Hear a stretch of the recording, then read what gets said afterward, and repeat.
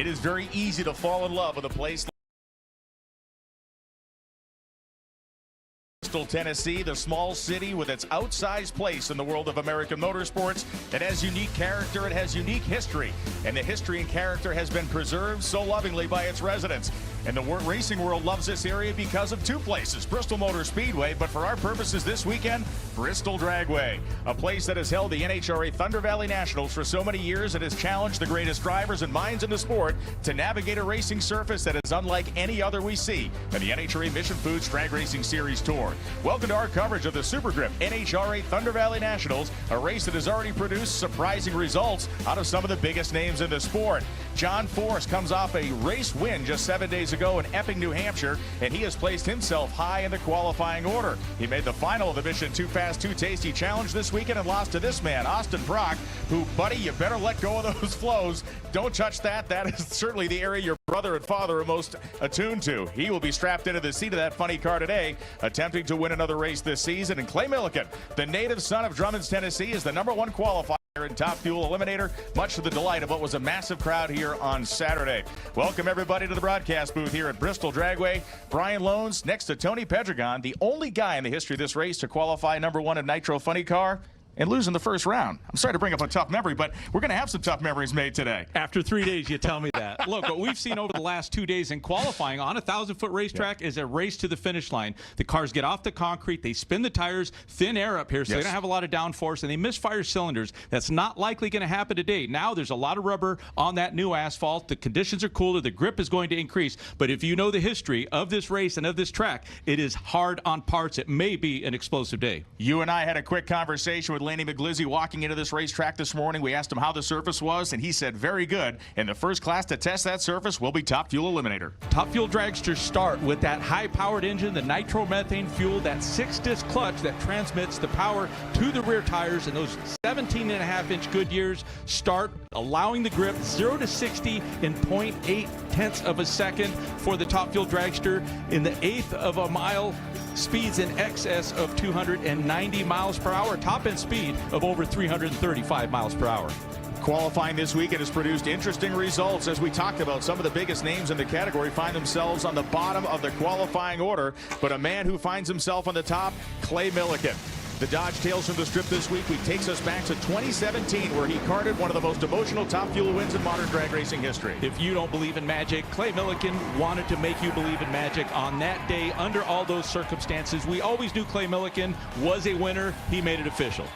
Rocky Top was out of the speakers on the PA system of the track in this moment when he raised the Wally, and he hopes to do the same thing this afternoon. And if this thing keeps running like this, Tony, he may well do it. Yeah, Clay Millican is coming off of a very good race. This car is really in a zone, in a range where it's competitive, it's consistent, and you can always count on that driver. Clay Millican is with Amanda Busick in the pits. Well, Brian, I can confirm there were not many dry eyes at that top end when Clay Millican officially became an NHRA winner right here in Bristol, Tennessee. And you're making more memories here this weekend. You already won your first Mission Too Fast, Too Tasty Challenge. You were also the #1 qualifier. But when you look at the conditions today, we know the track is tricky. What will be required for you to hold your second Wally from this place?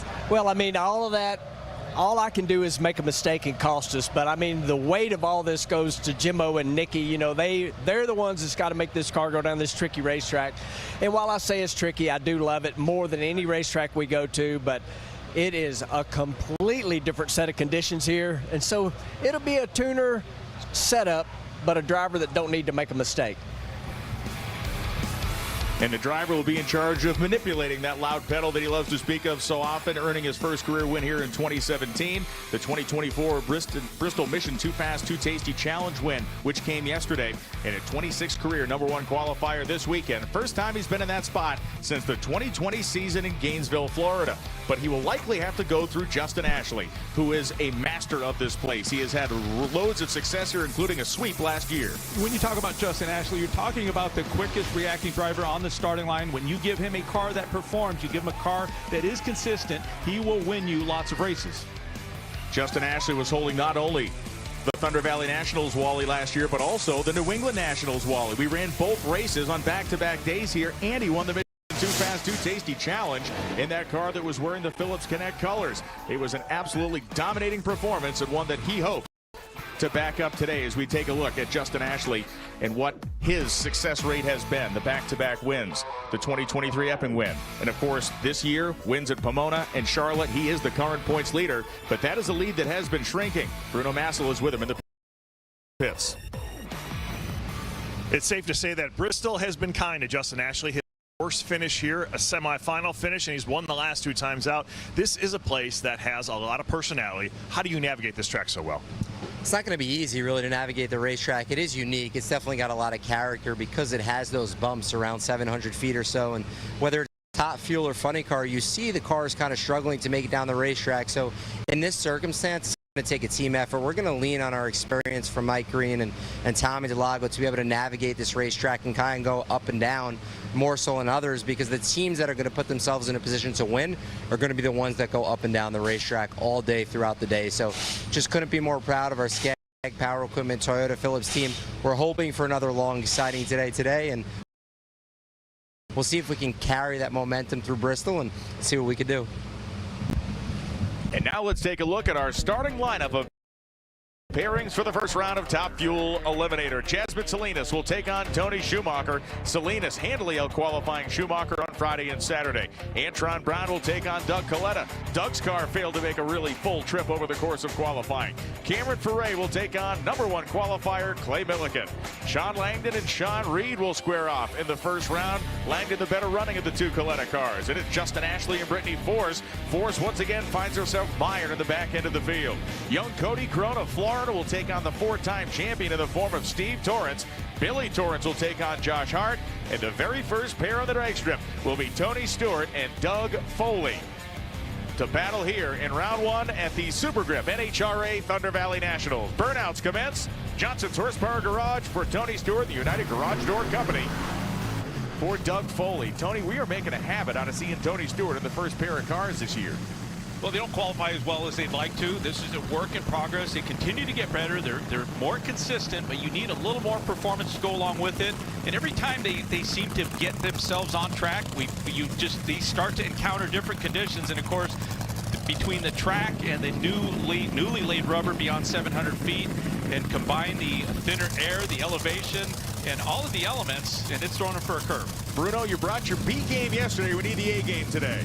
Yeah, definitely, and so does Tony Stewart, Neil Strasbaugh. Talking with Neil this morning, he said that the cloud cover is obviously going to help with the track conditions. For them, he said, I don't have much more than that to go off in terms of tuning from that 382 they had in qualifying, so it's just a matter of trying to tweak in and get the most out of that run. For instruction for Tony, who's never really navigated a track like this before in a top fuel car, he said, just get it pointed straight and hold on. And let's be honest, Doug Foley is a reasonably dangerous opponent for this team right now in the first round. The car was going down the racetrack, ran a couple of 80s just like Tony did. Yeah, Tony Stewart is a student of the game. He knows his opponent. He knows that this is not going to be an easy matchup.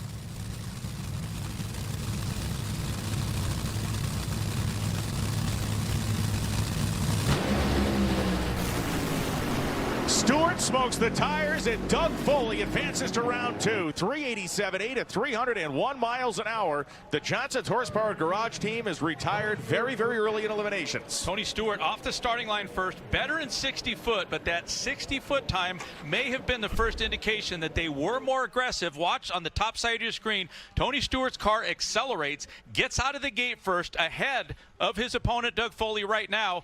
There's the tire smoke early in the run, and when you see the tires come loose like that, there isn't chatter, there's not a weak shake. You can see he's trying to roll back in the throttle. Very good throttle maintenance, and right there the engine gives up, but that's an indicator that there was just too much power too early in the run. That is a big round win for this team. Doug Foley said as much during a top-end interview in qualifying. They were highly disappointed with their performance in Chicago, and that helps to turn the corner.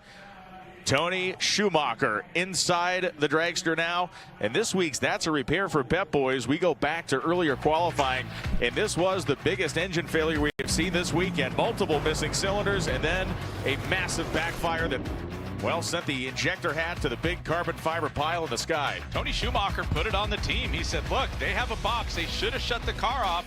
You know, they're going to look at the driver and say, look, you can hear it, you can feel it. However the case, this was a lot of damage, a lot of repair they had to do. They did manage that repair and continue on with their qualifying, but only mustered a 12th spot. Meanwhile, Jasmine Salinas reeled off a series of runs in the low 380s yesterday. 381 and then followed up by a 383 in final qualifying. Puts her in a great spot as we look down from the Pep Boys drone. Michael Waltrip Brewing Company on board with JCM Racing and Tony Schumacher. It's great we had an event there to kick off the weekend on Thursday evening, but all that's in the past. Tony Schumacher is at a big disadvantage here performance-wise. It was a week ago in Epping. However, he did manage to get to the final. Tony Schumacher has a knack to figure out, and sometimes it's via brakes. I don't know if you want to count on that. Jasmine Salinas has the best car, the qualifying efforts to show for it. He may get her on the starting line, but she may be able to drive around him.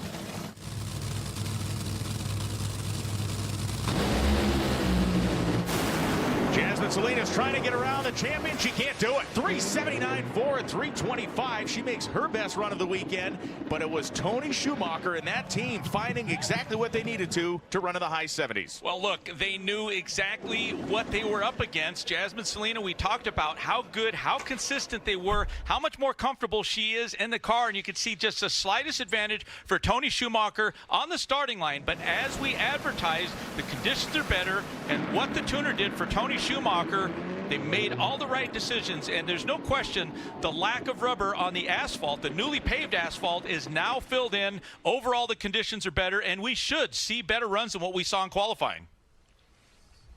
This run, a 1/10.5 better than Schumacher had run all weekend long, may have taken the Scrappers team by a bit of surprise. They did make their best run running a low 380, but had they leaned on the car a little more, it might have turned out differently. Tony Stewart, of course, eliminated in round one. Amanda Busick, what was going on up there at the top end? Yeah, Brian, you could definitely feel it in Tony Stewart's body language that he was very unhappy as he was putting his helmet up into the tow vehicle. He did slam the door as he was leaving the top end. I did ask if we could get an interview with him just on his perspective, if there is reason for concern. There you go, there, right there with the door slam. You can see his frustration. He said, you know what, Amanda, I'm tired of doing loser interviews. Brian, is there a reason for concern right now at this point in the season? I think there has to be to some degree. This is the highest profile name around, especially in this category, and he is not a guy who is accepting of subpar results. The Toyota Pit Cam shows Antron Brown. We'll see him when we come back. Get ready to race down the track with Mission Foods. It's a green light for the NHRA Mission Foods Drag Racing Series, packed with fast action and tasty products. Fully loaded tacos, fast wraps, piled high nachos. Whatever you crave, Mission will help you be race ready with easy-to-make recipes that will take your race day to the finish line. Keep your racing delicious and enjoy all the mouth-watering action. Brought to you by Mission Foods. Too fast, too tasty. When your livelihood depends on staying in motion, choose the tire that doesn't cut corners. Whether it's for work or for play, we handle any off-road terrain with superiority. So no matter the job, the high-quality tire design from Super Grip will keep you moving.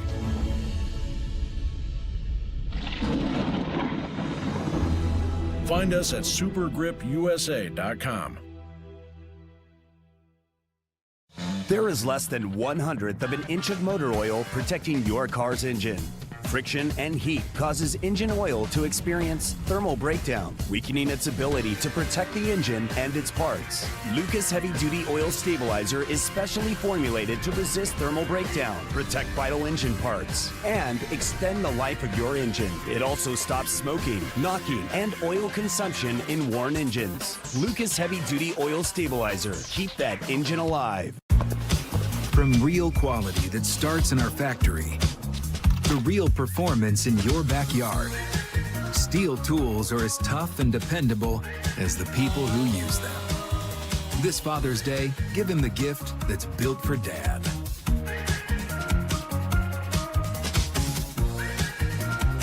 Right now, save $20 on the MS-162 gas-powered chainsaw. Real Steel. Get 2 or more favorites for just $6.99 each. Give me that ooey gooey, crispy, crunchy, mouth watering. Give me that choco chippy, dippy, drippy, Papa wingin'. Pair of pizza with your favorite sides for $6.99 each. Papa John's. Liberty Mutual customized my car insurance and I saved hundreds. With all the money I saved, thought I'd buy stilts. Hi, honey. Hey. Oh, look, no line at the hot dog stand. Yes. Only pay for what you need. Liberty, liberty, liberty, liberty. The Super Grip NHRA Thunder Valley Nationals is sponsored by Mission Foods. Now that's too fast, too tasty. And by Lucas Oil, the world leader in high-performance lubricants and problem-solving additives.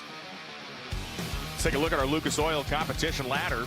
We see Doug Foley has advanced to the second round. That is his first head-to-head round win since the 2022 season. And Tony Schumacher showing that qualifying, like age sometimes, is just a number. Let's go down to Bruno Massel as Doug Coletta and Antron Brown are on the starting line. You know, Brian, you look at the qualifying sheet, you see Doug Coletta sitting at number 14. That has got to be one of the lowest qualifying spots he has had in quite some time. Usually that car is right at the top of the pack, and he's rocking a yellow hat. I asked him what's been going on. He said we've been dropping holes right at the hit of the throttle, and something that our guys have got to get figured out. Hopefully they've got it figured out now.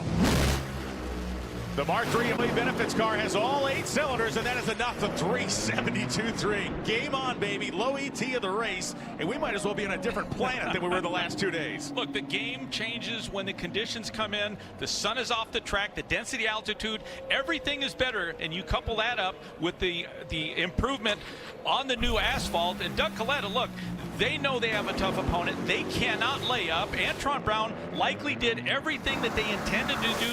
The car cooperated. The performance was their best run of their weekend. However, you had Doug Coletta in the other lane, and Doug Coletta said, look, we're going to run what we feel the track will hold, and they were spot on. The 2 quickest elapsed times of the race just occurred side by side. The reaction times were within 1,000th of a second. 56 for Doug, 55 for Antron. 2 veterans throwing down. Let's go back to the top end. Amanda Busick talked to Doug Foley after his round 1 win. Doug, Wildman for you. We'll send you to round 2 here at Bristol, Tennessee, and you were the first to see that track. What early indications can you give us? It felt a lot better than it was. It just needed to be seasoned. It just needed us to go down the track for a couple days and work itself in. Obviously, the cloud cover definitely helped and allows you to put more power to it. And we're looking forward to the second round. Cameron Foray is on the starting line right now. Foray driving a Top Fuel car owned by Jerry Freeman, a car that was fired for the first time ever in the pits this weekend, rocking the old school aluminum injector hat on top of the engine. And these guys are out here trying to upset the #1 qualifier in Clay Millican. Bruno, you got more on Clay. Yeah, this morning after they warmed up the car, they realized that they had a little bit of an oil leak, thought they could get it fixed, and realized they couldn't, so they had to do an engine swap just prior to coming up here to get rid of that leak. Remember last night they won that mission race, but it came at a very expensive price to level the top half of the motor.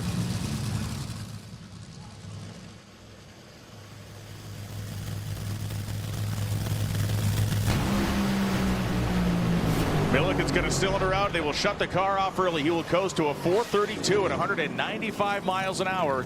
And this is the value of qualifying #1. Yeah, and I believe by design, the tuner likely shut the car off. They could see that Cameron Foray was really not in the game. They were having even bigger issues off the starting line. As soon as that cylinder misfire from Clay Millican reared its head right there, the tuner can see that, recognizes that, and knew that he was far enough ahead. It's safe to shut the car off and still get to the finish line ahead of Cameron. I heard Alan Johnson say that's the first run that you guys have had this weekend with 8 cylinders firing, the lowest run of the weekend so far. How enjoyable is this track right now, too? Yeah, no, it's plenty cool out here, and yeah, I got the best group working on this thing, Alan and Mac and all these Mac tools. We have Mark III on the car this weekend, so yeah, we're all just trying to pull and make this thing happen, but so far so good. So far, so good indeed. Sean Langdon and Sean Reed on the starting line right now. Tony, what's kind of interesting, we've seen the better qualified cars generally taking the right lane, but Sean and Brian Houston have chosen the left. I think the bumps are different. I don't think it's an issue of traction. But when you look at this matchup, this is another pair that neither of these teams can really lay up. But it's Sean Reed that is going to have to match Sean Langdon off the starting line in performance. And Reed hazes the tires. The car tries to cross lanes. 373.9 and 322.81 miles an hour. And once again, the groupthink of Coletta Motorsports is paying off in spades. Well, Sean Reed did one thing right. He was able to get off the starting line ahead of Sean Langdon, and that is the right thing. Sean Langdon is good as they come off the starting line, and you have to do something. So he was able to get close to 200ths of a second. But you could see early in the run, you talk about team cars, almost identical to his teammate Doug Coletta. You can see Sean Reed just sticking with it a little long, a little bit sideways, but those are the things that you have to do in an effort to beat the points leader in Sean Langdon. When we come back, Top Fuel Round 1 continues here at the Super Grip NHRA Thunder Valley Nationals. And a man who absolutely ran roughshod through this valley last year, Justin Ashley, will be on the starting line to take on the Monster Energy car of Brittany Force. Did the conditions come to David Grubnick? We'll find out when we come back. This is Rickwood, the oldest ballpark in the country. Host to Hall of Famers. And home to the Negro Leagues. Satchel Paige, Josh Gibson, Jackie Robinson. And now, the Giants take on the Cardinals in a celebration over a century in the making. MLB at Rickwood Field, only on Fox. Mother's CMX Ceramic Spray Coating. A revolutionary silicon and titanium dioxide blend that goes on lightning fast, wet or dry. For game-changing, super hydrophobic, ultra-durable protection. Coating and caring for your vehicle has never been easier or more affordable. Mother's CMX Ceramic Spray Coating. Give it that mother's love. Whether you call her Abuela, Gramps, or Yaya, Grandma knows a sweet treat makes any meal special. So come to McDonald's and treat yourself to the Grandma McFlurry today. Ba-da-ba-ba-ba.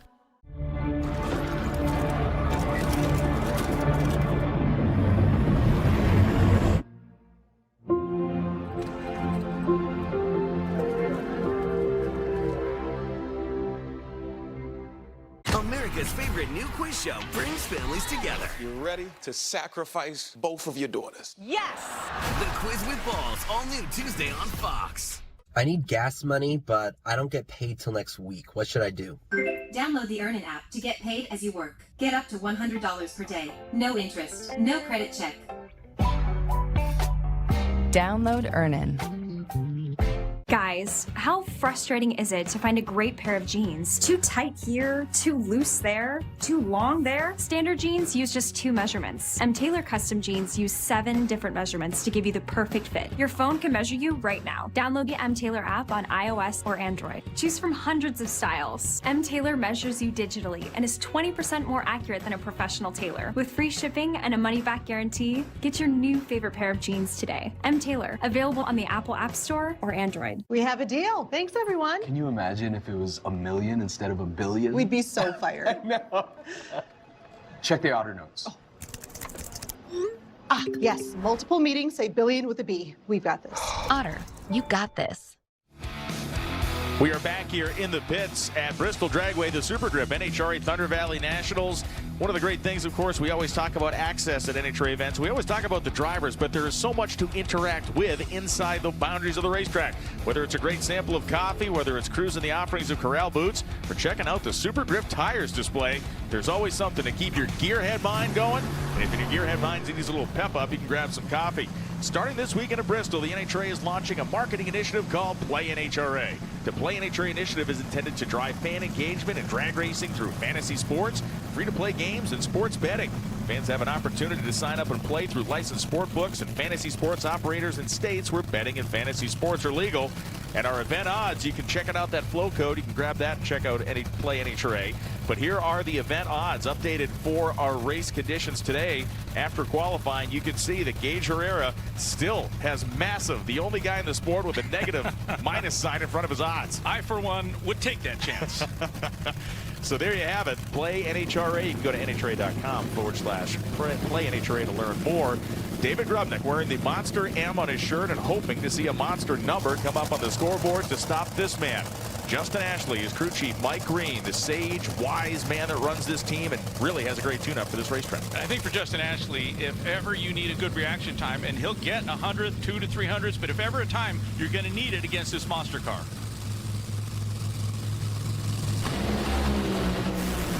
Brittany's car trying to push itself right. What a great ball, a huge fireball.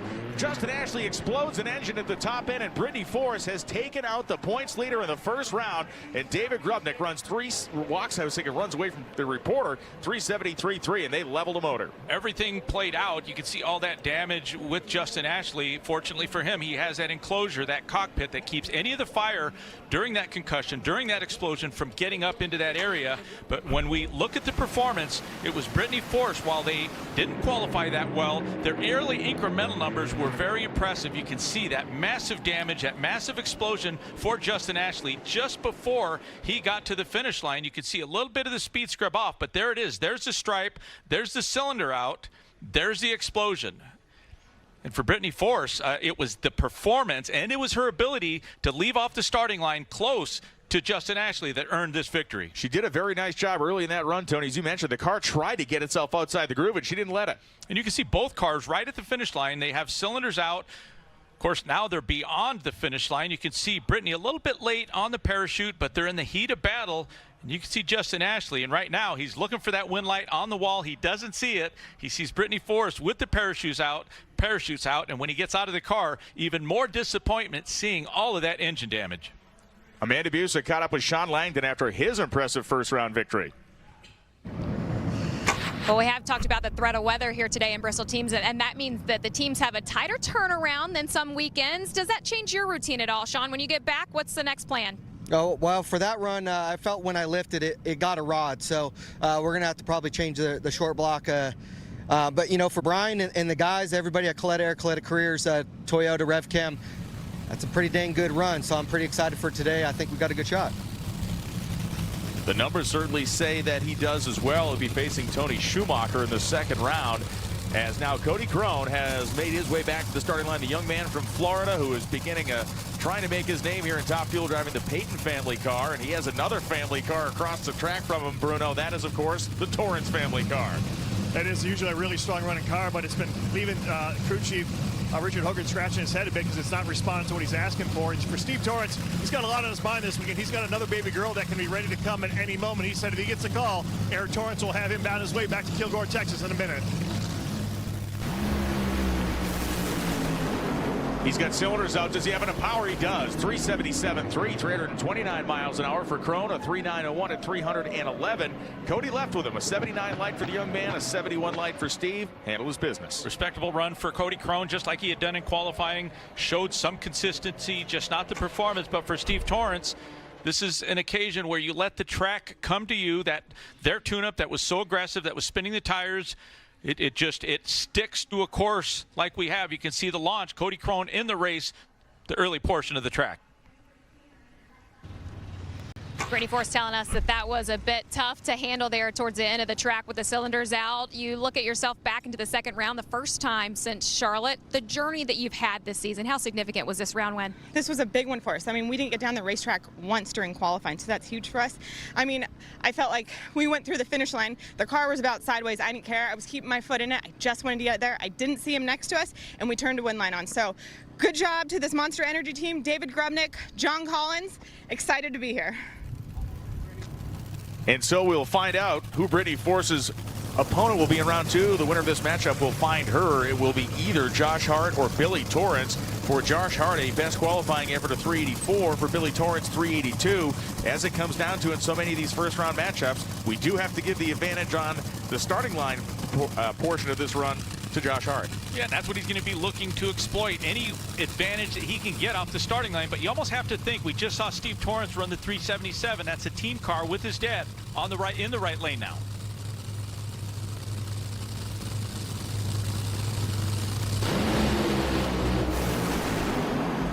Billy Torrance puts a nose out and turns on a wind light. 376.8 at 331 miles an hour. Of course, he's about a 5th thou quicker than the kid, just to hang that one on his shingle. A 383.0 for Josh Hart in the loss. Yeah, and over the last several races, Billy Torrance just seems to be finding that stride, getting in that groove, making improvements off the starting line. Slight advantage to Josh Hart, and while he was good in qualifying, just quicker, better on the racetrack, and even slightly quicker, giving him lane choice, was Billy Torrance. So Billy Torrance advances on to face Brittany Forrest in round 2. As we look at our Lucas Oil competition ladder, it will be Milliken and Foley. That's a matchup from their old IHRA days. It's been a while since they've seen each other in a second round. Langdon and Schumacher, Forrest and Torrance, Coletta, and the other half of the Torrance crew, and Steve Torrance. As we take a look now after the first round, how disappointed was Tony Stewart? He closes store into next week. Watch this. When you see the window try to buckle out of the thing, you know you got all of it. Jasmine Salinas let down that she didn't advance out of the first round despite a strong effort. But on the other side of the emotional coin is this man, Clay Milliken, who advances to another round at his home state racetrack. And for Justin Ashley, the thumbs up was about his own physical condition. Certainly not what the motor looked like as it flamed in front of him. We'll be right back. Americans turn to RVing in record numbers as they pursue the spirit of freedom and travel exploration. Life is more than what we've been told it's supposed to be. The RV community is stronger than ever as family and friends seek quality time together. To be free, this American dream. Camping World has been a part of the American dream since 1966. Shop over 6,000 RVs for less than $200 a month, only at Camping World. All you have to do is just look into his eyes, and you know he's got it. The focus, the passion, the fearlessness, it's all right there staring back at you. There's no doubt he's doing exactly what he's meant to be doing. At Ram, our calling is to build trucks. So when you find your calling, nothing can stop you from answering it. You work as hard as your truck, and you have no time for downtime. That's why more truck owners trust Blue Def, America's #1 diesel exhaust fluid brand. Each batch is guaranteed pure, so you can avoid costly repairs caused by inferior DEF. Demand America's best for your truck. Blue Def at Blue Def Platinum. Put trust in your truck.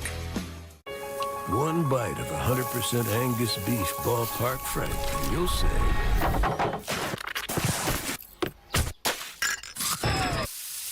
hello, summer. Oh yeah, it's ballpark season. Those look good. We've got to get you some. Oh, we don't need to get one. No, today. Are you serious? I'm serious, baby. Your boots have holes in them. All right. They look so good. Old Spice Gentleman Super Hydration Body Wash. Vanilla and shea. 24/7 moisturization with vitamin B3. Are you using all the Old Spice? Oops. Fun fact, Tostito scoops are made to hold delicious salsa, queso, really anything. It's the chip that begs to be dipped. Tostitos, get to the good stuff. This June, drop what you're doing for the Summer of Stars. Because we're serving up Copa America and the Euros.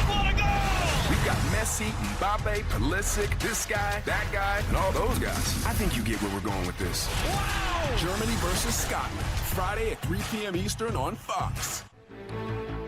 This was the scene at the Mission Foods autograph session on Saturday. Thousands of fans in line to meet the drivers in the Mission Foods Too Fast, Too Tasty Challenge. One of the unique similarities between New England Dragway and Bristol is not the geography, it is the tightness of the pits. It pushes everything together. The fans have a great experience here, and they did not have to go far to get in line to meet the Pro Stock Motorcycle, Pro Stock Car, Funny Car, and Top Fuel drivers. Tony, let's talk funny cars. A Nitro Funny Car is rolled to the starting line, topped off with nitro fuel in an 18-gallon fuel tank located towards the front of the chassis. The run procedure at startup begins with a carbon fiber body being lowered onto the chassis, a driver burning out, staging the car, and accelerating on a 1,000-foot racetrack in under 4 seconds at speeds topping 330 miles per hour and burning 16 gallons of fuel in the process.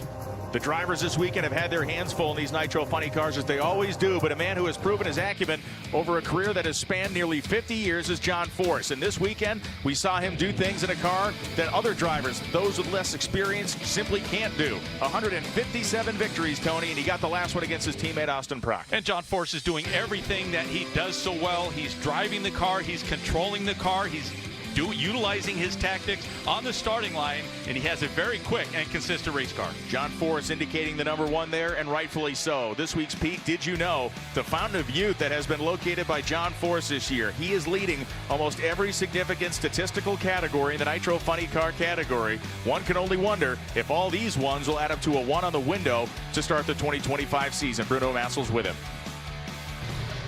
Standing here with their most recent winner on tour, John Force. John's very strategic in the way he does everything. Qualifying yesterday in the final of that mission race was a strategic move for you to get up the ladder. Explain to everybody what you guys worked on. Well, this is a great racetrack here at Bristol, but I had to get out of that right lane. I couldn't get down it. That bump kept getting me in trouble. I got in trouble with both lanes, but bottom line, I needed to get out of that number 9 spot, and I was able to move up into 7th. I couldn't get the win. Old Proc always kills me. The kid's just great.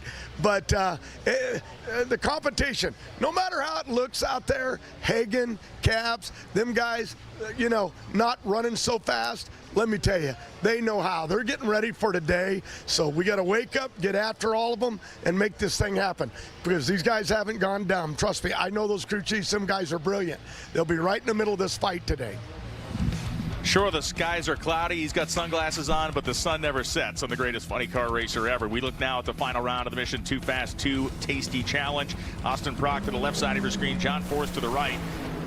It was a great side-by-side battle. You can see the cars bumping. We talk about the bumps early in the run and right off of the concrete, and you can see how it wants to disrupt the chassis, but Force gave it everything he got, was good off the starting line, but the difference was Austin Prock getting off the line ahead of John. Austin Prock is with Amanda Busick.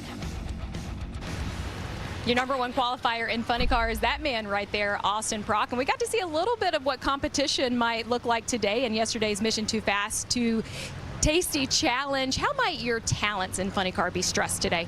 Well, the conditions are very different than they have been all weekend. It's overcast, the track's going to be cool, and you're probably going to be able to run a lot quicker. So the bump shouldn't matter as much today, but the competition will definitely be strong, as you saw yesterday. So I'm looking forward to it. Going to have to be quick on the tree and keep that thing between the header flames.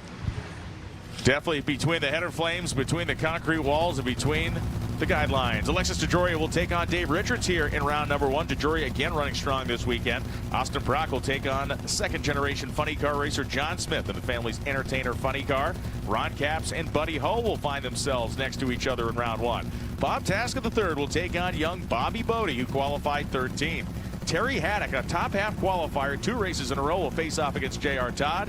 John Force and Daniel Wilkerson, another of those matchups we've seen this season. Paul Lee and Cruz Pedregon. And finally, Chad Green and Matt Hagan, who will start this race day off in Nitro Funny Car. They have a little bit of history together, and it's good history. Chad Green was the guy who locked up Matt Hagan's championship for him in Pomona. For all the competition, the history of Chad Green isn't good. He has a better performing car. It wasn't long ago we saw Matt Hagan win from the 11th spot.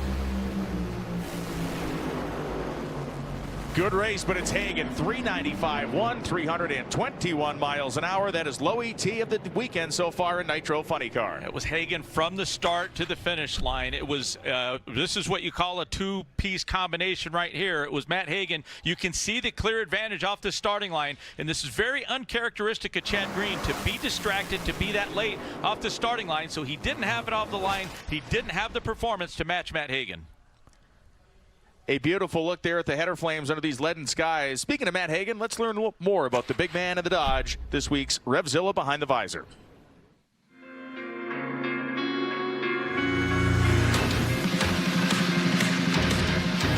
Matt Hagan, driver of the Dodge Direct Connection PSR Funny Car. They leave the starting line. Wilkerson's looking pretty good here, but Hagan's going to run around him at the finish line. And never would have dreamed of being able to get in one of these cars and drive them for a living. Matt Hagan has now collected back-to-back victories on this season. I got started in the sport. I was 13 years old on a four-wheeler, and I got to bracket race my four-wheeler on a Thursday night. And beginner's luck, I don't know what, but I went to the final and I won $130. And at 13 years old, I was like, I can make money doing this, so I was hooked from then on out. The man whose size and personality fits the category he races in to a T. You can see Hagan kind of pointing down at the engine area, wondering if there any fire under there? No fire. Okay, we're good. He slides down the side of the Dodge. So the Nitro Funny Car side of the TSR team still alive in competition. Alexis DeJoria, left-hand side of your screen, the Madero Premium Tequila GR Supra, and it will be the Versatran Toyota Camry of Dave Richards.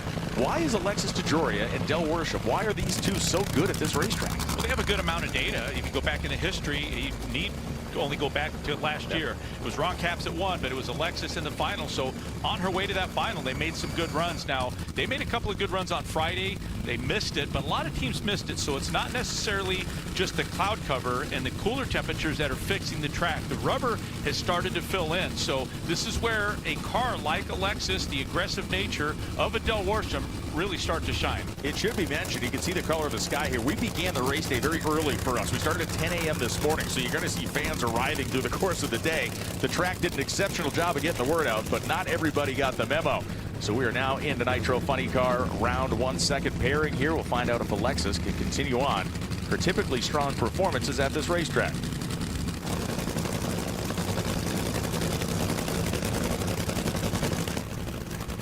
Alexis in pre-stage. Dave Richards now finds the same spot.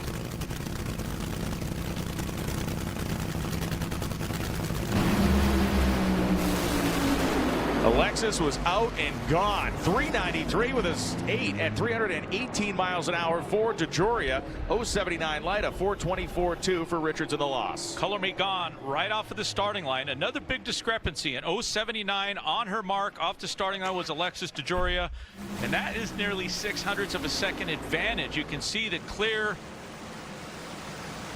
jump that she gets off the starting line. She's doing a little bit of driving, and while the rubber has filled in, you can see Dave Richards just a little bit of a deer in headlights. Not sure why he is hunting. Fortunately, Alexis was far enough out front with that good performance. That is low ET of the race so far in Nitro Funny Car. That's the good news. The bad news is this guy is sitting on the starting line ready to run, and his dad, you know, has a big tune-up loaded in that car. Stay with us.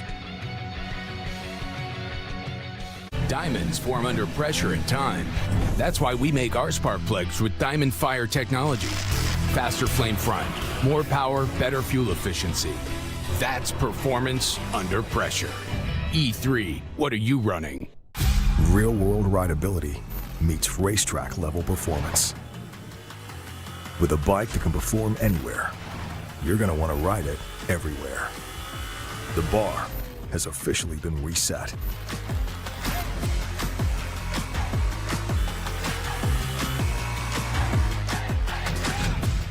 The Suzuki GSX 8R, the new standard of sport.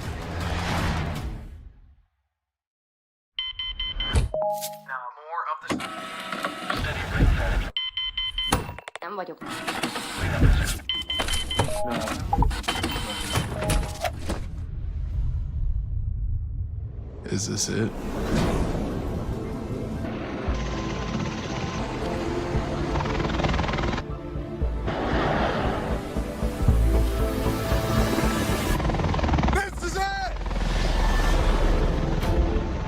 Everything starts with a spark. E3 with Diamond Fire technology is an inferno waiting to wake up your engine. A faster flame front for 2 cylinders to 12. Don't just start your engine, ignite it. E3, what are you running? Ooh, carne asada. It's carne asada. That's what I said. Carne asada. Carne. Carne. Carne. Juicy carne asada. Carne asada. Carne. I did it. And you swirls. All that golden corral. Golden corral. Really? If you feel like things don't add up right now, you're not alone. So we've lowered the price on hundreds of your favorite products. Because when the cost of living goes up, we find new ways to go low. It's why we're here. That's a promise, not a promo. Using Credible.com, I got personalized student loan rates from multiple lenders. It was easy to compare and get the best deal. Checking her rates only took 3 minutes, and co-signing through Credible was a breeze. Visit Credible.com and compare student loans today. There are over 75 million monthly Tubi viewers. That's more people than there are babies in the US. Which means Tubi is more popular than locking eyes with someone while you poop your pants. Tubi, it's more popular than babies. The Sealmaster Track Walk happening bright and early. Well, not so bright, but just early here at Bristol Dragway. Joe Costello leading hordes of NHRA drag racing fans on this now traditional walk down on the racing surface, a racing surface that provides views unlike any other drag racing facility in the world. Matt Hagan has advanced from the 12th spot. Alexis DeJoria has advanced from the number 2 spot, and we will next find out if it will be John Smith or Austin Prock. The Cornwall Quality Tool Chevrolet Camaro sits and wait for the safety safari to give them the fire up sign. And for this week's Cornwall Crew Chief Confidential, we went and talked to Austin's brother.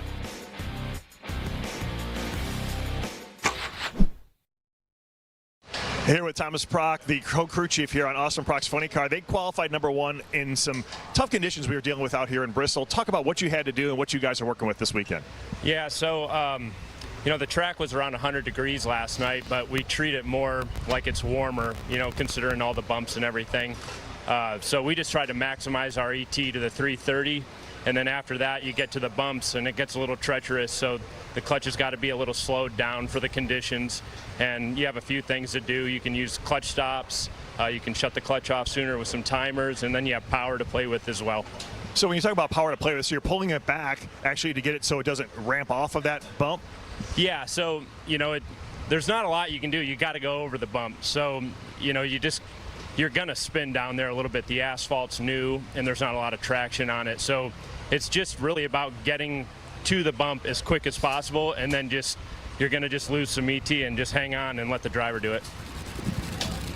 And they have shown, and Austin Prock has shown, that he is very capable of doing it, as his brother just told us.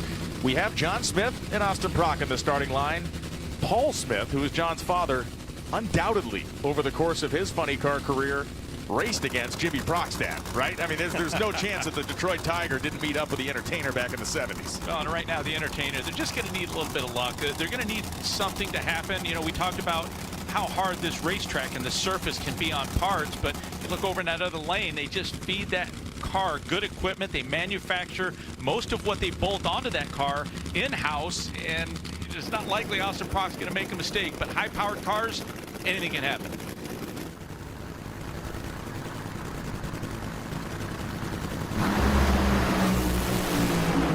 John Smith smokes the tires early. Austin Prock, 392.4, 326 miles an hour.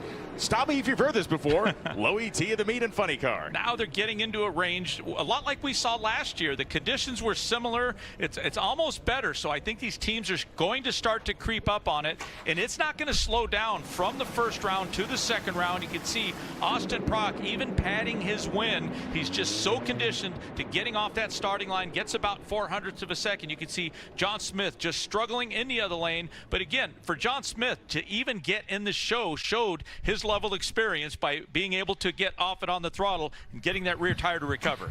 A tried and true run gets it done for Matt Hagan here in round one. And what was the experience like from you? For us, it looked really straight. Yeah, you know, it felt really good. That's actually the first run we've had here that it didn't just go all over the place and cylinders out. I think it ran on 8, so all in all, that's a great run to work off over the rest of the day. So Dickie Venable, maybe he's got it figured out.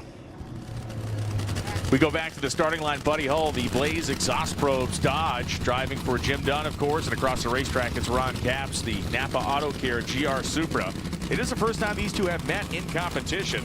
Capps does come in with a 397 on the books, if you will, for the tune-up in this car during qualifying. We should expect more out of that, as we should expect more than a 418 that we saw out of Buddy Hull.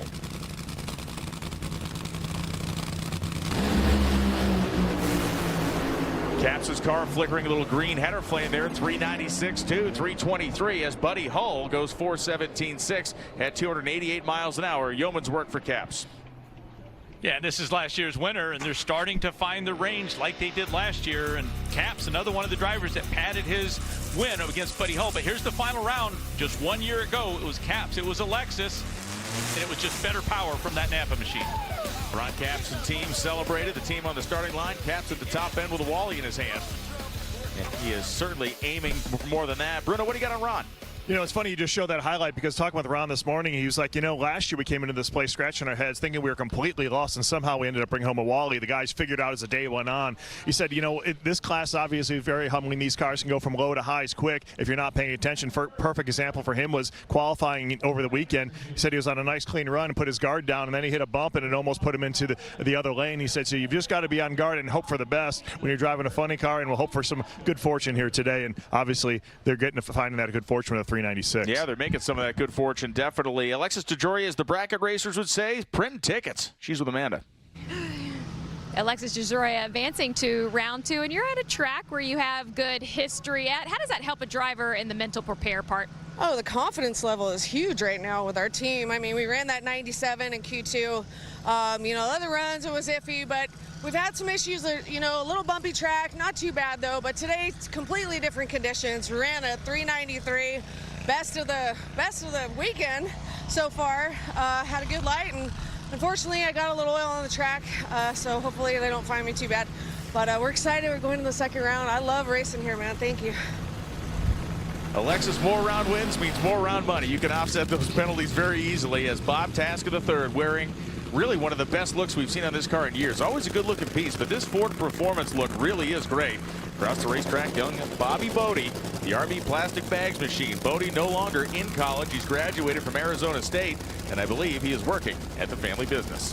And for the Tasca machine, they're throwing the Brer Rabbit into the Brer Rabbit patch, because these conditions are tailor-made for that Ford Performance machine, and they acknowledge that they are having a tougher time getting this new combination to work when the sun's on the track, when the track gets a little bit loose. But you talk about a car that should be able to perform under these conditions. We should expect to see a good run from this Ford machine up against the Bobby Bodie. Bodie is no slouch, and I'm sure if they size their opponent up, they know that this Bodie car, if it can hit on 8 cylinders, if they can accelerate like it can within the first eighth of a mile, it could be in the hunt. The winner here will face Matt Hagan in round 2. In order to have lane choice, you have to run better than 395.7. Todd Ukuhara will be the last to touch that automobile as he steps to the back with the rest of his team.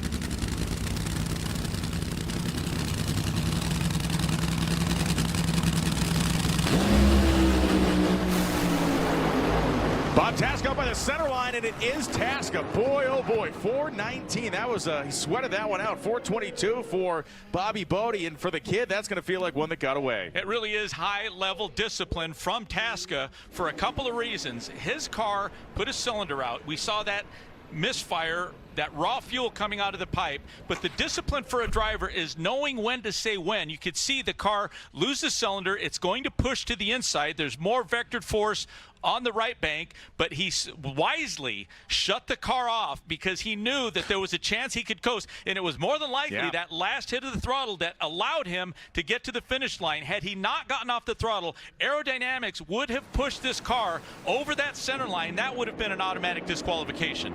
That one little toot just before the 1,000-foot mark absolutely saved his bacon as Bobby Bodie was carrying just a little bit more momentum. These cars accelerate so hard you can see the blades actually in mid-open as he was leaning on that throttle pedal to win the round. He advances on to the next one. It did backfire the car, but they'll gladly service it in the pits and have it ready for round 2. The thrash is on the Nitro Funny Car pits. The top fuel cars are being turned around, and you can see Hagan's car returning quickly. Johnson's Horsepower Garage sponsor this weekend, looking in the Dodge pit camera. When we come back, Funny Car continues. Dude, it's crazy Antron Brown's our new firefighter. Yeah, they sure love that new flashlight from GovX. Hey, Oakley's. Backpack. Gear back. Cooler. Oh, headphones. Fire truck.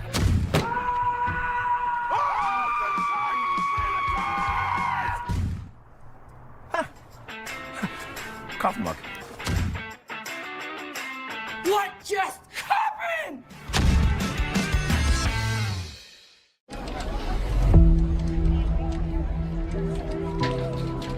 Ready to rise? To the challenge? Above obstacles. Yes! Above perceptions. Ruttiger, implement the pass on the top lane. Above it all. Let's go! If so, we're looking for you. Join us at Toyota Racing. Competition Products, your source for hardcore engine parts for street, strip, and oval track. Our free catalog is packed with hundreds of product lines from the best-known manufacturers in the performance industry. Lowest prices guaranteed. Free shipping and handling on all orders over $149 in the continental U.S. Need expert advice? Our knowledgeable staff is just a phone call away. Competition Products, race parts sold by racers since 1970. At Dots, an ordinary pretzel just isn't enough, so they add savory seasoning and tempting buttery flavor into every delicious twist. Now that's enough to make you build an all-pretzel pantry with a biometric security system. Dots, sensationally seasoned pretzels. This Skinny Pop is so delicious. And only 3 simple ingredients. I never have to stop. Thomas, hold my calls and my text. Got it. And my emails. Don't leave. Skinny Pop, endlessly delicious. Designate tank, gun assemble tank. Tank identified, range, 12 fire adjust, on the way. Target C fired. Hey, nice shot. Get 2 or more favorites for just $6.99. Give me that ooey gooey, crispy, crunchy, mouth watering. Give me that choco chippy, dippy, drippy, Papa wingin'. Pair of pizza with your favorite sides for $6.99 each. Papa John's. This is Rickwood, the oldest ballpark in the country, host to Hall of Famers and home to the Negro Leagues. And now, the Giants take on the Cardinals in a celebration over a century in the making. MLB at Rickwood Field, only on Fox. The scene here inside Bristol Dragway this weekend, the always expansive Toyota display, whether you're spinning the wheel of drivers or checking out the display Top Fuel Dragster or getting an autograph from a guy with a GoPro attached to his hat. That is Ron Capps, of course. Everything to do out there, and again, just that great fan experience we've had all weekend long. The tale of 2 races, sunny and warm for the first 2 days, cooler and cloudy today. Tasca and Hagan will meet up. We now have to figure out who the other 3 pairings will be, as Terry Haddock and J.R. Todd on the starting line. The T&D Express Ford Mustang of Haddock on the right-hand side, the DHL GR Supra of J.R. Todd as the Pep Boys drone looks down at the starting line area. It is the best 2-race qualifying stretch of the long funny car career of Terry Haddock, Tony. 2 races in a row. This car is in the top half of the field. I think he would have preferred that it stayed sunny and hot because these conditions may not favor what he's doing, but there's no denying the fact this is the best car he's had in his career. I think because of the changing conditions, it really doesn't play well for Terry Haddock. At first sight, I thought that is a misprint. There's no way you're going to out-qualify that Toyota JR Todd, but this strength, this is the work that this team has put in. They've out-qualified a couple of pretty good teams last 2 races. Bruno, what do you have on the plucky underdog JR Todd in this matchup? Well, talking to John Oberhofer this morning, he said up until this morning, it was a race to 700 feet, and we weren't winning that race. Conditions now, I think, should help our tune-up and come to us a little bit. But we're usually at our best. It seems like when we struggle in qualifying, we just seem to find a way. We've got that never-say-die attitude over here that kind of mimics our driver, and well, hopefully he can find a way to navigate this track and get ahead of a surprising topside qualifier there. And we'll see how it plays out here this morning. Absolutely. Terry Haddock now going to roll his car ahead, as will J.R. Todd.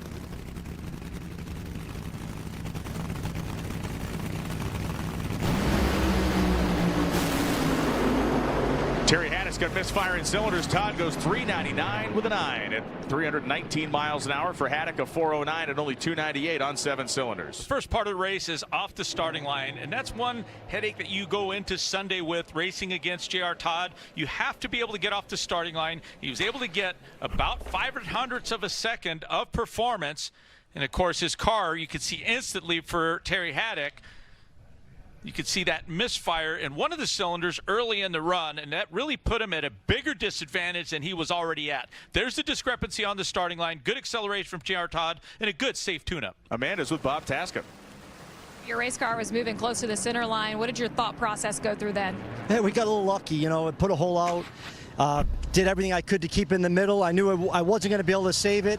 I eased out of the throttle, got it back in the middle, wide open throttle. We got the wind light, but I just want to let everyone know, thoughts and prayers for Kenny Koretsky, big open heart procedure. He's doing good, but he's recovering. I know he's watching.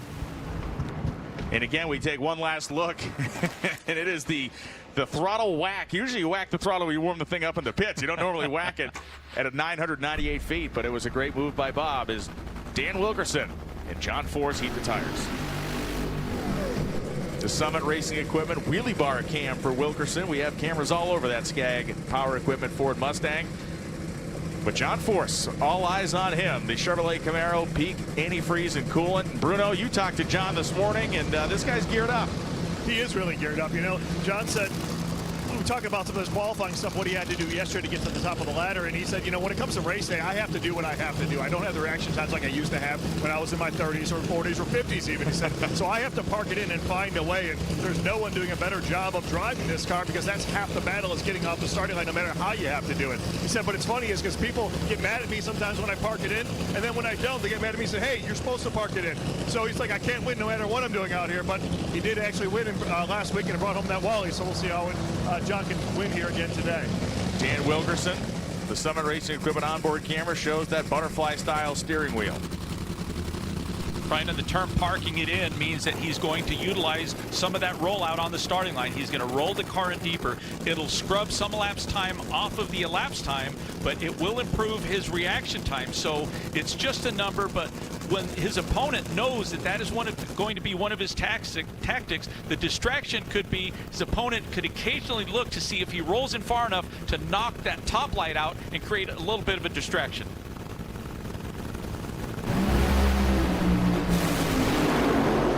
Great race, side by side. It's John Force, 395.3, 320 miles an hour, a 398 at 318 for Dan Wilkerson. And because of the size of this guy's personality, we may not talk about Daniel Hood enough, but Danny is doing a heck of a job on the tune-up. Well, it's really the team, you know, and it's shuffling around personnel, the addition of another person that Dan Hood can feed off of. But, you know, this just goes to show you, you give a driver of the caliber of John Force a race car like this, he'll know what to do with it. This was a good race, a good lead for Daniel Wilkerson, as we expected, but you can see, as most of the cases, horsepower wins.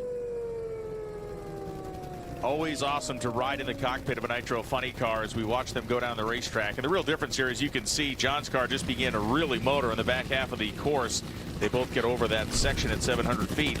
John Force, another advancement around 2. Cruz Pedregon, the makers and fixers Snap-on Dodge, will be lined up next to Paul Lee, also wearing a Dodge body, the FTI McLeod Silver Sport transmissions, power built tools machine.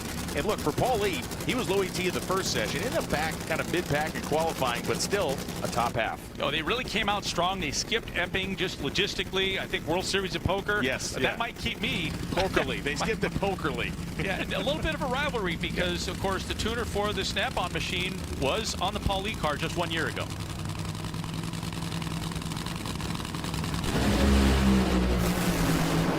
And Lee smokes the tires, and Cruz with 7 cylinders runs a 406.9 at 308.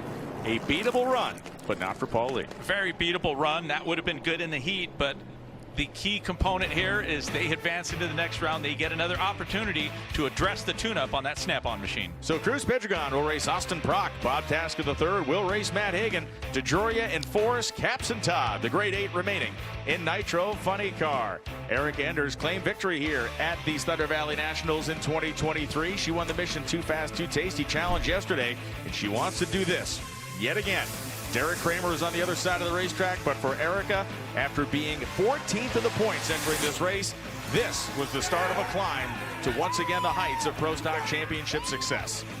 We'll be right back.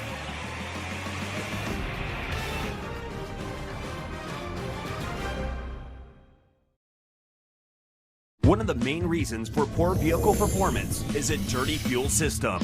It can cause decreased fuel economy and actually do harm to your engine over time. By adding Lucas Fuel Treatment to your vehicle, it cleans and lubricates the entire fuel system, pump, carburetors, fuel injectors, and valves as you drive. It also improves your vehicle's performance. It's a non-solvent product designed to protect both gasoline and diesel engines. Lucas Fuel Treatment. It works. Time. It's the only thing that matters on this track. And it's the only thing that matters in this field. If you're not making the most of every second out here, consider yourself second place. That's why I run Fendt, with a full lineup of industry-leading machines that maximize my efficiency. If every day is a race against the clock, I have yet to lose. What does it mean to be built with Summit? It means turning some rust into rolling artwork. Built with Summit means you're making something that was already fast, even faster. It means that your project will be on the road or track long after you've bolted it together. And Built with Summit means you're doing it with in-stock parts, fast shipping, expert advice, and the best prices. Summit Racing Equipment. Let's build it together. SummitRacing.com. So, how long have you lived here? Over 40 years. And how are the restaurants around here? Are they good, bad, meh? What's the average household income? Is there a mall? I don't know, a hair salon? Where do you get your hair done? You gonna move or what? Oh, I'm sorry. It's a lovely neighborhood. Marcy, we've got to go. I'm coming. We've got 17,000 more parks to visit. You want to give me a hand? We bring you the best neighborhood info. Ding dong. Homes.com. Before you use AI to transform business, accelerate growth, predict trends, you need to begin with trust. Introducing Watson X Governance, helping you govern any AI as data, models, and policies change, so you can scale it responsibly.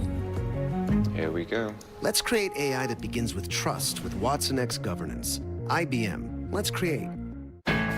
And Pro Stock cars will feature close to 8.1 liters with a 500 cubic inch steel Chevy big block engine, electronic fuel injection since 2016, aluminum cylinder heads on gasoline, 15-inch wide Goodyear slicks allow 60-foot launches in less than 1 second, very slipstream aerodynamics, and not much downforce for 210 miles per hour.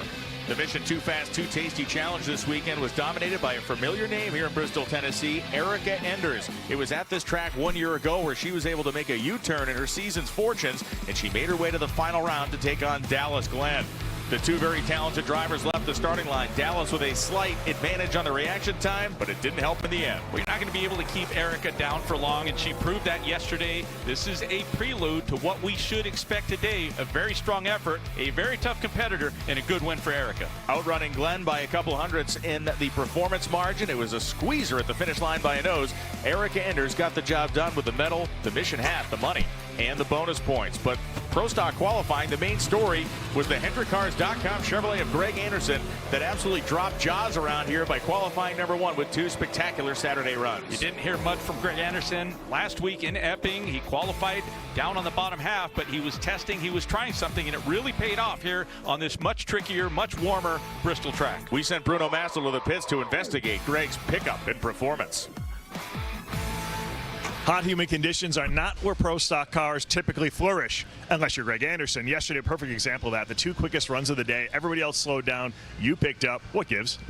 What gives? That's a good question, Bruno. We've been fighting the HendrickCars.com Chevy a little bit the last couple of weeks, and you know, I for the first time, I think, pretty much all year, we weren't part of the Mission Challenge yesterday, so we decided to use it for a test day, and we made some massive changes to this race car, and it woke it right up. It became the beast it was a couple, 3 races ago, and it's fun to drive again. It's easy to drive again instead of a handful, so it just made all the difference in the world. So my hat's off to the boys. They've done a hell of a job with this car. They made a great recovery, and now we got a great car again.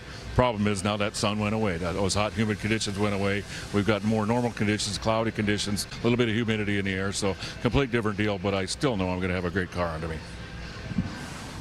He will need it after what we've seen out of the other competition so far today. David Quadra and Matt Harford will meet up in the first round.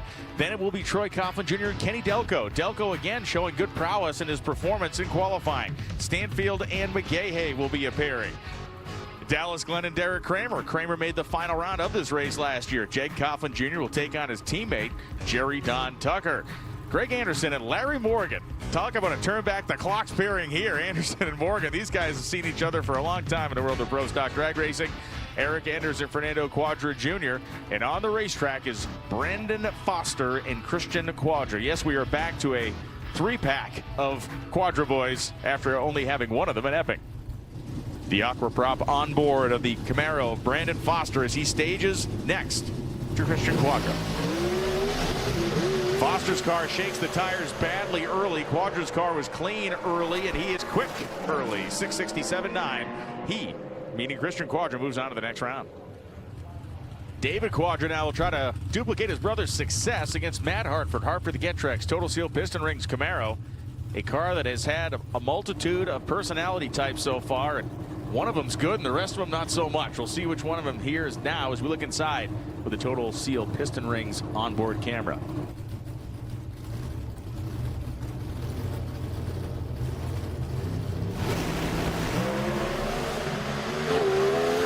Christian Quadra was 37. Matt Hartford was 100. Quadra 69 beats a 70. He was quicker anyway. 100 is a very nice dollar bill, but it's not a good reaction time. And close to 0.07 of a second starting line advantage. You're not likely going to catch David Quadra unless he ran into issues. We now dive back into the pit area, take a quick peek into the Cruz Pedregon pit area. They're going to have a tight turnaround, Tony, as the last pair of funny cars on a day that we are moving at a rapid pace. Quick turnaround. They were the last pair. They're going up against Austin Prock, so not likely are you going to be the first pair of funny cars. Austin will not only be able to pick his lane, but he'll get to pick the order in which they run. As you saw, it looks like the header and cylinder head crop came in nicely this year. A bunch of that stuff laying on the ground. They will be swapping those over between rounds. Troy Coughlin Jr., the winner last week in Epping, New Hampshire via hole shot over Erica Enders in the final round of the New England Nationals, picking up his 5th career victory. He is on the starting line now next to Kenny Delco.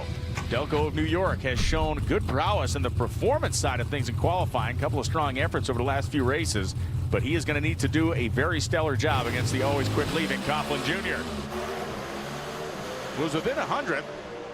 He's still in the race at 1,000 feet. At the finish line, it is going to be the quicker Jegs.com machine. 666.2 beats a 671.7 from Delco.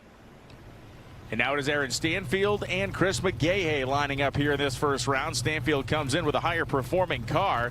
Coming out of qualifying, every run 665. But not far behind was Chris McGaha, the 667, his best effort. 29 light for Aaron Stanfield, a 66 light for Chris McGaha, and Stanfield puts a stamp on it. 666, won at 205. The elite cars are running in a very tight group. One half of last year's final here at Thunder Valley. Derek Kramer lined up next to Dallas Glenn, the Rad Torque Systems Camaro. One side, of course, to Get Biofuel Chevrolet of Derek Kramer.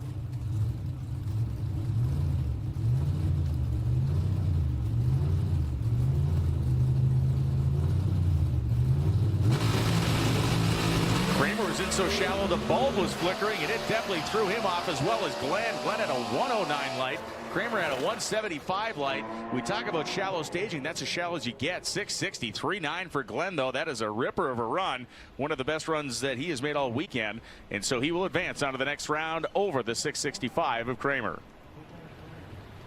Jerry Tucker and Jake Coughlin Jr. now. Tucker, the Mile High Outlaw. Or Outlaw Mile High light beer. And on the other side is Jake Coughlin in the Skag Power Equipment Cat's Eye Gold Camaro. These two are teammates, and they are no rush to fully stage. Tucker will go in second.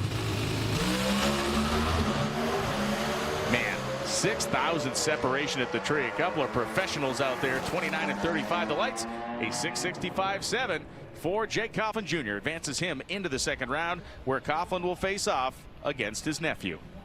Don't adjust your sets. Larry Morgan and Greg Anderson. Morgan fought his way into the field in final qualifying. Greg Anderson in the place where he got the first of his more than 100 Pro Stock victories.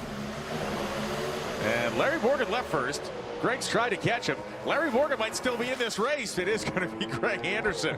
Whoa, that was a little spicy for a second. 663.3 at 204 for Greg Anderson. Continues to be the class of the field. Morgan runs a 671.3 in the loss.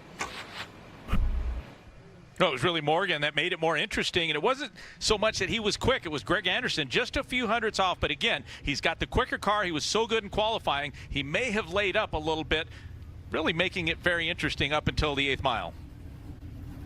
We get that last look here as Greg Anderson and the HendrickCars.com Chevy got to buy CarLink. And now it is time for the final Quadra Boy. This is Fernando Quadra Jr. taking on Erica Enders, the Johnson Tourist Powered Garage sponsored Camaro. And again, this is the home state of JHG. They got a lot of people here this weekend.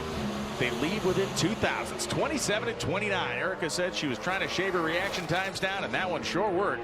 6:63.6 for Erica Enders, 3 thou behind what we just saw Greg Anderson run. She will race David Quadra in the next round, and she's going to try to mow the whole family down one by one. And a quick look at the second round ladder. There's the matchup you're talking about, Brian. Erica against David Quadra. A couple of Coughlins. Troy Jr. taking on his uncle, Jeg. And there's Greg Anderson against Christian Quadra. And Dallas Glenn with lane choice over Aaron Stanfield. When we come back, we'll go to the Pro Stock motorcycle category. The pit thrash is going on to the nitro cars as they will be chasing the motorcycles back to the staging lanes. The Supercharger heads back to Billy Torrance's Hemi. Matt Hagan's car is already running, and these crewmen and women are earning their pay today. When we return, it is Pro Stock Motorcycle on the drag strip here at Thunder Valley. Judge leads the Yankees against Devers and the rival Red Sox, or the Rangers battle the Mariners. Baseball Night in America, Saturday at 7 Eastern on Fox.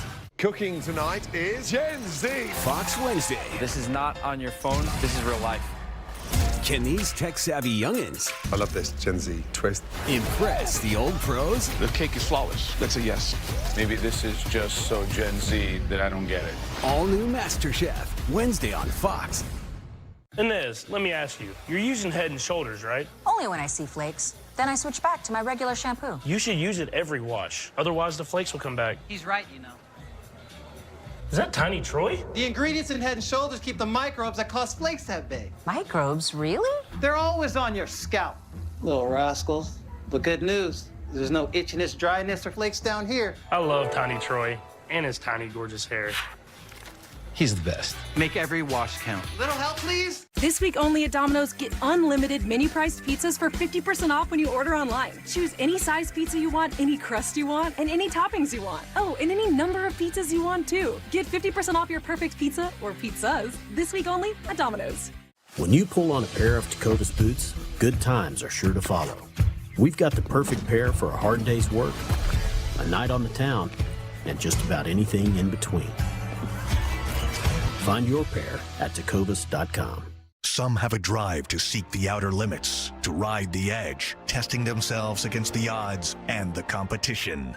To put life on the line, to go 330 miles per hour while pushing 11,000 horsepower for more. Some may call them rebels. We call them NHRA drag racers. Get your tickets to the fastest motorsport in the world today. Meet us at Richmond June 21st through 23rd, Norwalk June 27th through 30th, and Seattle July 19th through 21st. Buy your tickets early at NHRA.com. I need gas money, but I don't get paid till next week. What should I do? Download the Earnin app to get paid as you work. Get up to $100 per day. No interest, no credit check. Download Earnin.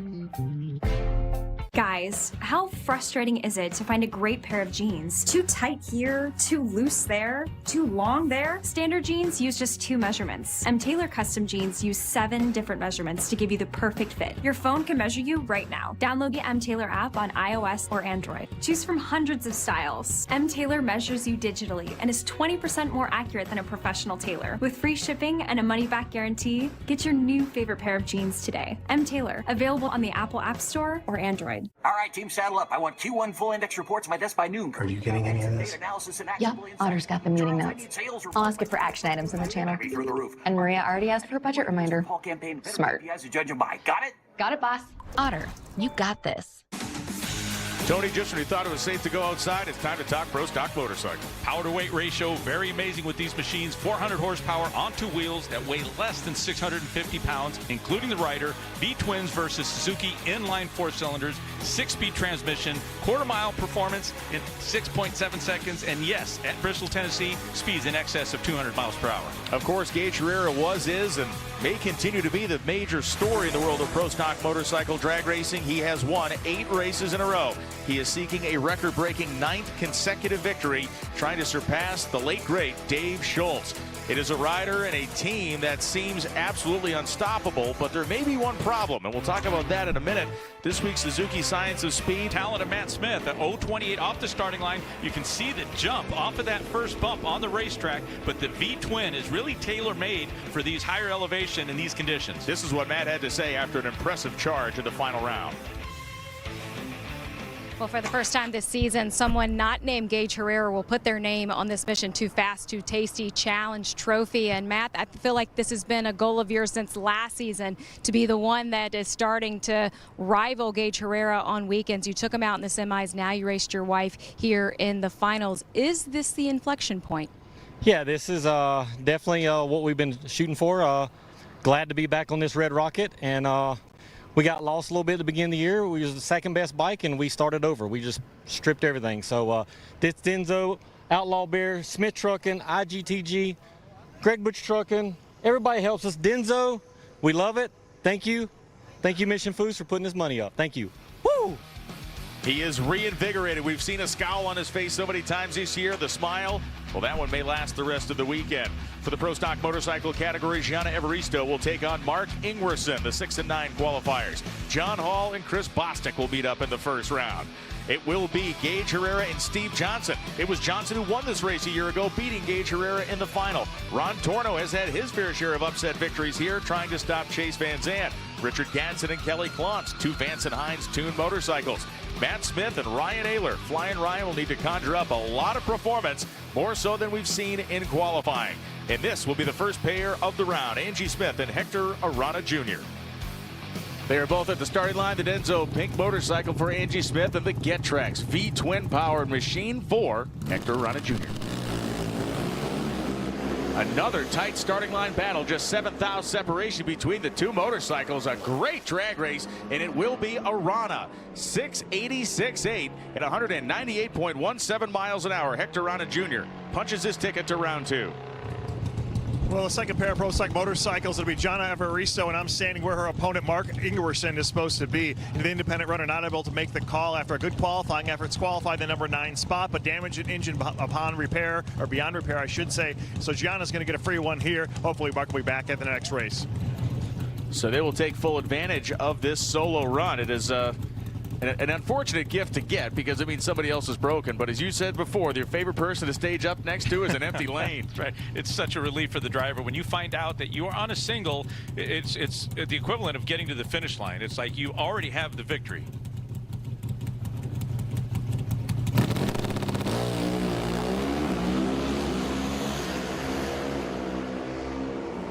See the amount of movement on that motorcycle down through the quarter mile.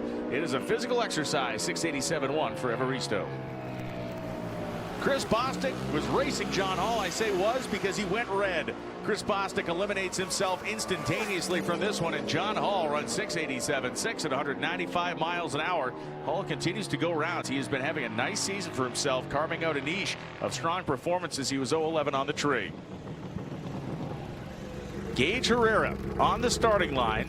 It is the Revzilla Suzuki Hayabusa as the Vance and Hines team, and we look at what Gage Herrera has done and what he is trying to do to win a 9th straight event, topping that number that Dave Schultz established. For Steve Johnson, he beat Gage in the final round last year. Gage went 0-11 red. Well, in this first round, he went 0-12 green and motored away 681.3 at 197 miles an hour. And all of a sudden, Matt Smith's 675 is still looking like a number that they are struggling to find. Chase Van Zandt of the Trick Tools Suzuki. Closest to us here is Ron Torno of Pittsburgh, Pennsylvania, rolls up on the opposite side. The Rat mascot is doing calisthenics, and they do not seem to be helping, as we got a little smoke now trailing out of the back of Torno's motorcycle. Chase Van Zandt 20 on the tree, 687.8, and all without a mascot. Unbelievable. Richard Gadsden and Kelly Klontz on the starting line. Klontz, a Vance and Hines tuned motorcycle. Of course, Richard Gadsden, part of the Revzilla Vance and Hines team. It has been just a crazy disparity of reaction times among all categories in this first round. Gadsden, a rocket-like 018 light, then he runs 686 at 196. And Kelly Klontz shut the bike off early because she knew the race had already been run in the other lane. This week's Fendt record-setting performance is keyed up on Matt Smith. Why? Because Matt Smith, during qualifying, made a track record run. He broke the record by 1,000th of a second, and he reset the track speed record, while also becoming the first motorcycle rider to ever run 200 miles an hour here at Thunder Valley. A trifecta of goodness, and that is why Matt Smith is the key of our Fendt record-setting performance here this weekend. can see him pumping his fist. We look and see what else has happened over the course of time. And Karen Stouffer hung on to that record for a couple of years. Eddie Krawiec had the speed record back from 2021 when we ran this race in October. And Matt Smith wiped them both off the books.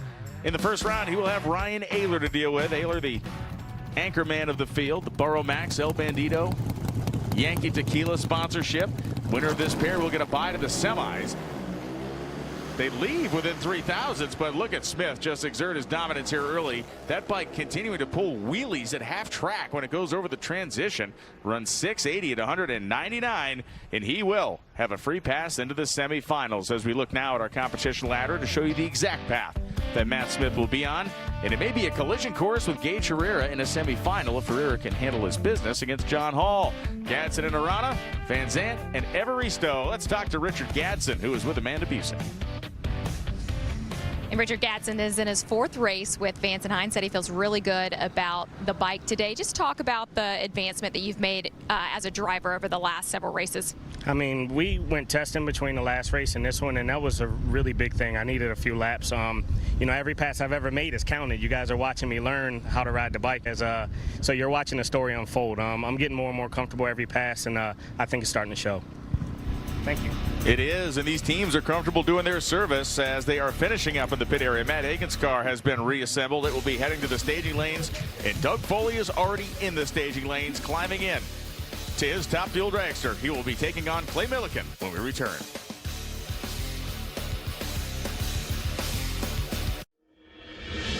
When your livelihood depends on staying in motion, choose the tire that doesn't cut corners. Whether it's for work or for play, we handle any off-road terrain with superiority. So no matter the job, the high-quality tire design from Super Grip will keep you moving.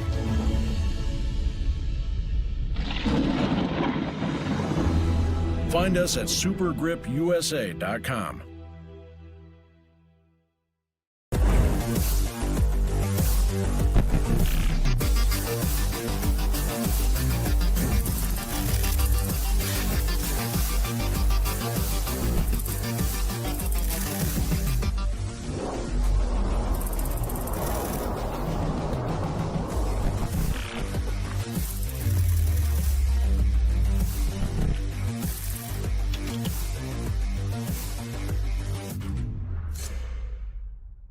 Phone call from the boss? Sorry.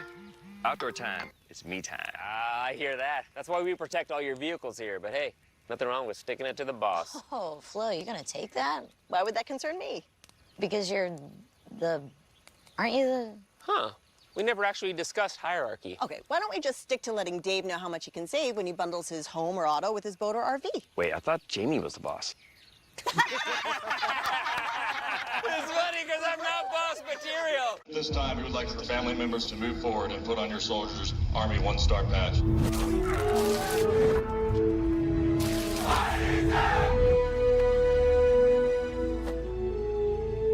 Proud of you.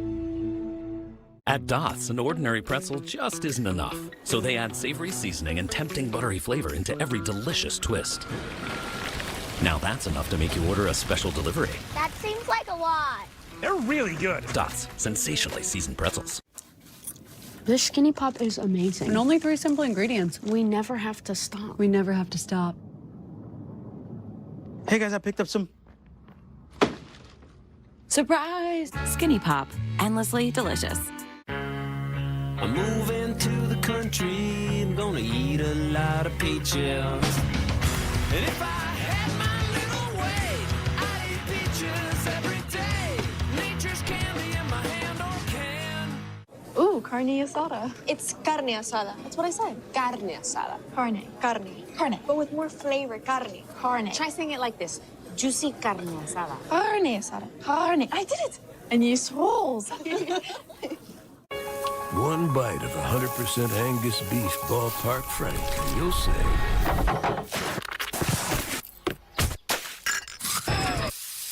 Hello, summer. Oh yeah, it's ballpark season. A look at this week's Goodyear Super Slow-Mo Captures. The first one is Clay Millican. He had that massive explosion, but then it all turned around for him. He liked the results of his first round win here We watched John Force make an incredible save. He did this twice over the course of the weekend, showing the acumen that he still has behind the wheel. Alexis DeJoria and Ron Capson embrace at the top end. And Dan Wilkerson, the Skag Mustang, a big fireball during final qualifying on Saturday. And then the Skag Top Fueler, a repeat performance. This is the al fresco version with no body over the engine for Justin Ashley. And there's Bullwinkle. I mean, Steve Torrence at the top end. Our K&N Key storylines for the second round of eliminations. Pretty wild. In Top Fuel, 3 of the top 5 qualifiers lost in the first round. In Funny Car, not a single round 1 upset. All the favorites won. In Pro Stock, round 1 saw the 7 top qualifiers move on to round 2. And in Pro Stock Motorcycle, Matt Smith, still the quickest bike on the property, ran low ET of round 1 and has a bye into the semis. Now let's look at our Top Fuel ladder. We can see it's Milliken and Foley. They'll be the first pair. Langdon, Schumacher, Force, Torrence, and Coletta will take on the other half of the Torrence family in the form of Steve. As mentioned, it is Milliken and Foley on the starting line. The Parts Plus Arrowhead, Jacob Construction top fueler of Clay Milliken. Jim Oberhofer making a couple of last tweaks in the car. The United Garage Door Company with Liftmaster as well for Doug Foley, who's advanced to the second round in 2-wide competition for the first time since 2022.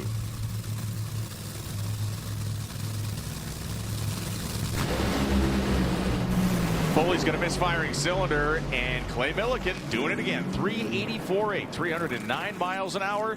They just keep stacking them up. It was a good run from Clay Milliken. However, he, like Doug Foley, lost a cylinder. One of those ignition, or rather one of the cylinders lost ignition. You can see as it approaches the 330-foot mark, all 8 cylinders shortly after that, likely when they're slipping the clutch. There's the raw fuel, there's the cylinder. He is already on his way to victory.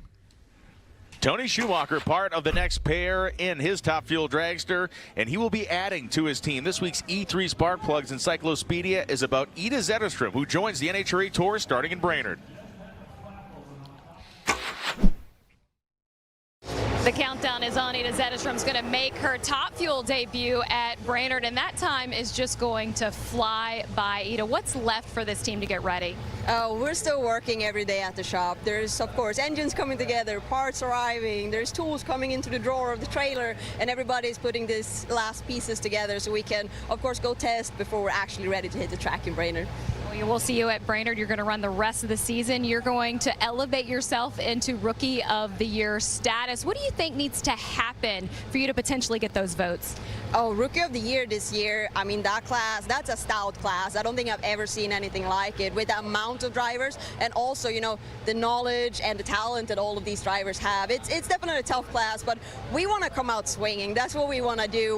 We're trying to do everything we can to get a head start, of course, on 2025, but also come out and prove what we want to do when we put this car on track in August. So we have high goals for these 8 events coming out, and we'll see what we can do. She has been an FIA Top Fuel World Champion. She's running the 370. She has done many, many things in the Top Fuel dragster, and Brainerd is her next step. A quantum leap in some ways, but a natural next step for Ida Zetterstrom. For Tony Schumacher, a natural next step for this guy is a 3rd round, but he has to go through Sean Langdon to get it.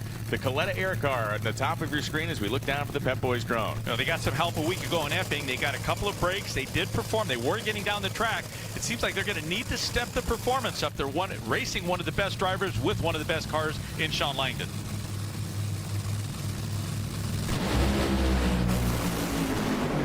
Man, they're going to give him a fight for it, and it is going to be Tony Schumacher. How about you? 381.5 beats a 383.5. The speed way down for Langdon. We could tell the car wasn't happy at the finish line, but this is a stand-in-the-ring performance matching reaction times. Yeah, and take a look. It seems for Sean Langdon 2 weekends in a row that he lost the race just before the finish line. You can see under acceleration, his car expires. That was just enough to open the door for Tony Schumacher. You can see the discrepancy in speed. 324 mile per hour top end for Schumacher, only 300 miles per hour for a broken Sean Langdon. Tony, those 2 cars were identical laps time-wise at the 8th mile. Yeah, it was going to be a close race, and that's just one of the breaks. And, you know, again, Tony Schumacher, that's a good run. It's a competitive run. That's a couple of weeks that things just seem to be going his way right now. The Monster Energy Top Fuel car, they're hoping for some of that same good stuff out of that right lane as they will be taking on Billy Torrance to the Capco Contractors entry. David Grubnick looks on to see if his tune-up under now what is a 105-degree racetrack in this second round.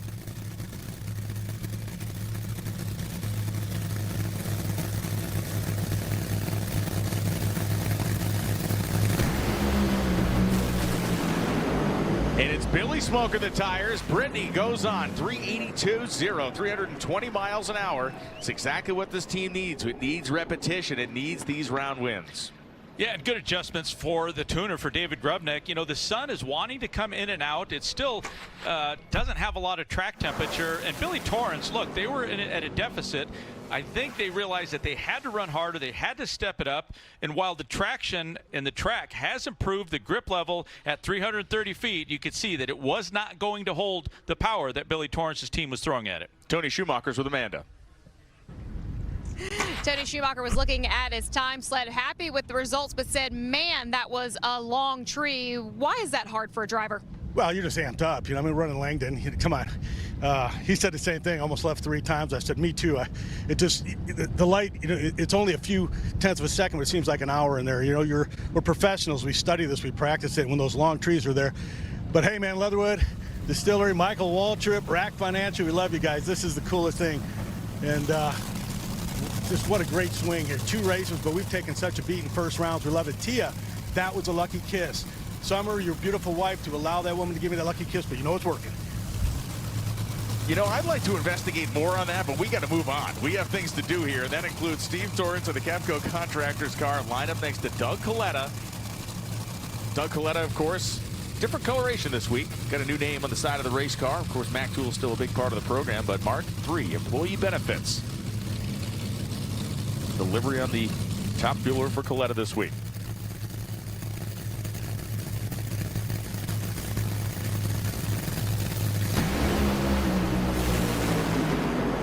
Great side-by-side race. Doug Coletta, 376.7, 326 miles an hour.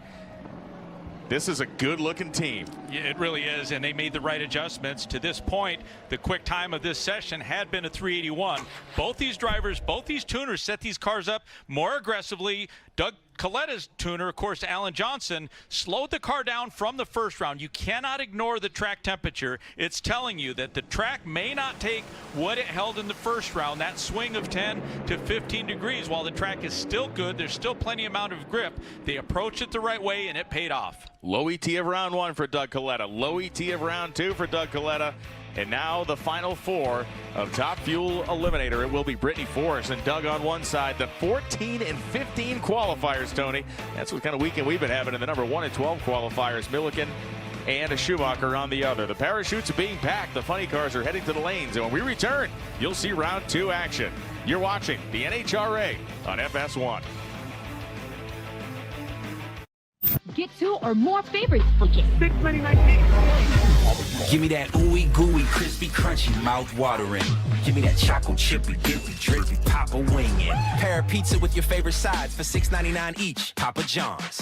Frisky's World. Come on, let's explore. That's made with real salmon. Look what I found. Little soups for cats. There's the delicious taste of tuna we treasure. Definitely coming back tomorrow. Friskies, always more to explore.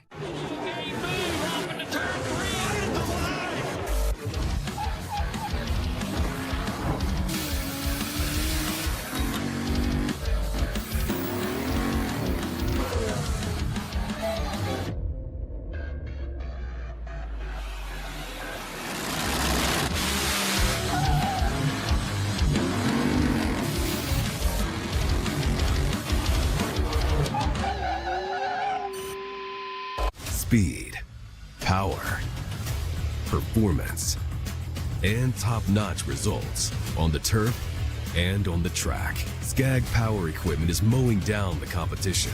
Built by hard-working Americans in state-of-the-art facilities, Skag machines are made to last.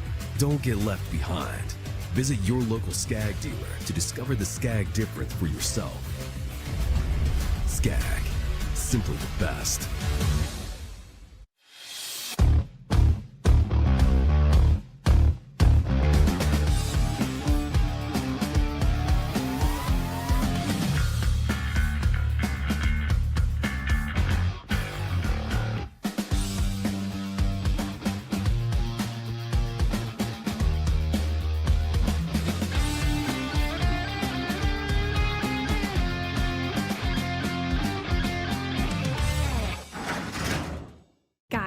How frustrating is it to find a great pair of jeans? They never have the right color, style, or size. Too tight here, too loose there, too long here? I have the perfect solution for you. M. Taylor Custom Jeans. Stop spending hours trying stuff on. Download the free M. Taylor app on iOS or Android. Standard jeans use just 2 measurements. M. Taylor Custom Jeans use 7 different measurements to give you the perfect fit. Design your own custom jeans for just $79. Choose from hundreds of styles, delivered right to your door.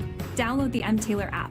M. Taylor measures you digitally and is 20% more accurate than a professional tailor, all from home. It was so easy to be measured by M. Taylor. It took less than 30 seconds. This is definitely my favorite pair of jeans. They fit perfectly. To get custom jeans, shirts, or suits, your phone can measure you right now with free shipping and a money-back guarantee at just $79. Get your new favorite pair of jeans today. M. Taylor, available now on the Apple App Store, Android, and mtaylor.com. The Super Grip NHRA Thunder Valley Nationals is sponsored by Super Grip. Super Grip Performance Tires, the bigger, badder, better tire. And by Lucas Oil, the world leader in high-performance lubricants and problem-solving additives. Tony, we obviously missed having you yesterday, but the fact you went and got us this footage inside Bristol Caverns really does help the show, so thanks for your dedication. Well, I did tell you guys I was going to take a couple of breaks. It wasn't going to be at a rest stop. This is what it looks like here for the second round of Nitro Funny Car Drag Racing, and it's Ron Capps and J.R. Todd on the starting line right now. The Toyotas side by each. The DHL car for Todd, the Napa Auto Care machine for Ron Capps. Tony, this is a very interesting side-by-side. Capps is one of those teams, just like we talked about, Brittany Force needs the momentum back in his sails, needs the wind. Yeah, and right now, they seem to have everything going their way. The tricky part about racing J.R. Todd, they're hit or miss, but they seem to be clicking this weekend.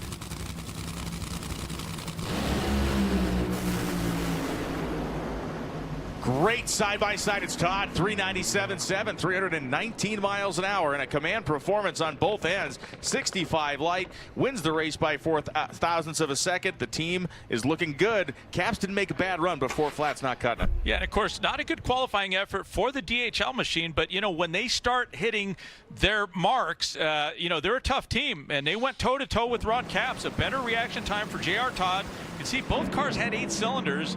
It just seemed like the Napa team just laid up a little bit too much for the conditions and paid the price. The super slow-mo look there as the parachutes deployed for J.R. Todd. Another round win. Looking down for the Pep Boys drone, it is Alexis DeJoria on the left side. The Bendero Premium Tequila GR Super on the right side. The Chevrolet Camaro driven by John Force, trying to go back-to-back here on the NHRA Tour after the win in Epping, New Hampshire. And that guy always just cool as a cucumber. Daniel Hood, unshakable. He's racing like he's carrying himself, and this is a great opportunity for Alexis. She comes in with the quicker time. Great opportunity to take down John Force.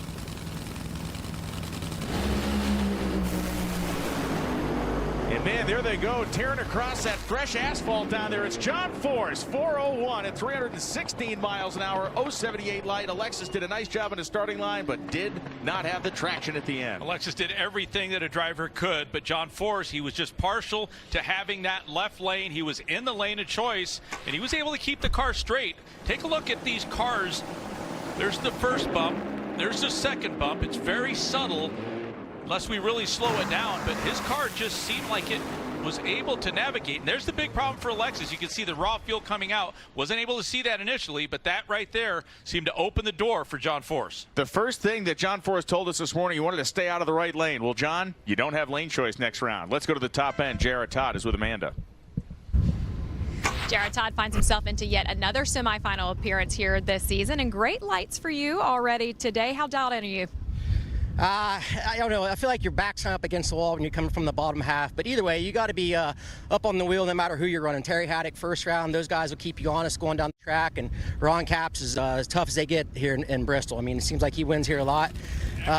Just, you know, we got to keep going down the track like that. I don't think lane choice matters, but we're still a tick away from the front runners. But either way, it's good to be turning on wind lights and going to another semifinal. Austin Brock and Cruz Pedregon, 2 guys that may not win in the creative paint job department, but 2 guys who did win in the first round. Bruno, what you got down there? You know, this is Austin Brock's first time driving a funny car here in Thunder Valley, so I asked him how his strategy was in navigating all the terrain down the top end. He said my initial run, I decided I was going to try and anticipate things, and that anticipation almost got me in a lot of trouble. So now it's a matter of aim towards the center and just react, and basically that's all you can do as a driver. It's a great point, and that's what we've watched John Force do a couple times over the course of this weekend. That instantaneous reaction when the car decides to change lanes, or at least attempt to. He stopped it twice. Austin Prock will try to get around the very experienced Cruz Pedregon, a man who has 2 final round appearances at this venue to his name. Pep Boys drone shows us from the top side.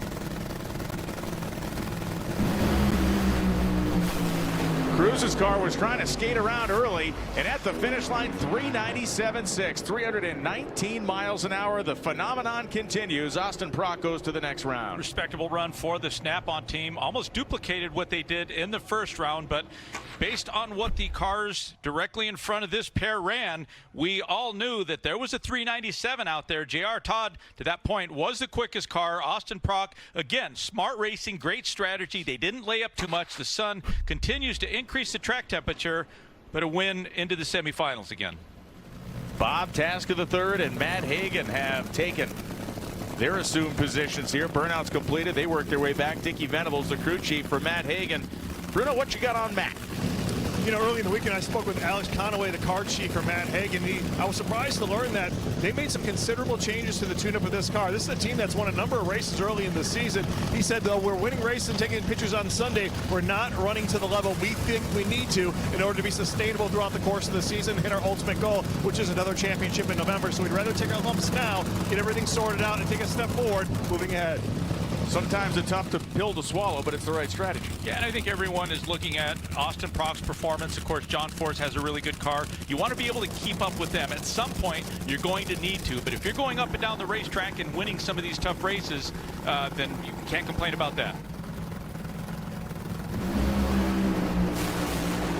And Bob Tasker goes up in smoke again as Matt Hagan goes 4.12.6 at 279 miles an hour. It is not an elapsed time to brag to your mom and dad about, but he'll take a win line. It's a beatable run. I'm sure that the Tasker tuners are going to second guess that, but there are no second chances in this sport. It was a good leave for both of the drivers. Very good, but early in the run, and this is tire smoke, this is overpowering the track, and you can see Matt Hagan, not the run that they were looking for, but it looks like it's got 8 cylinders. You can hear the engine revving up. It was sliding the clutch, and it does get him into the next round. Austin Prock will take on Matt Hagan. John Force will take on J.R. Todd, and could we see it happen again? That same final round from Epping is still potentially on the table. Amanda?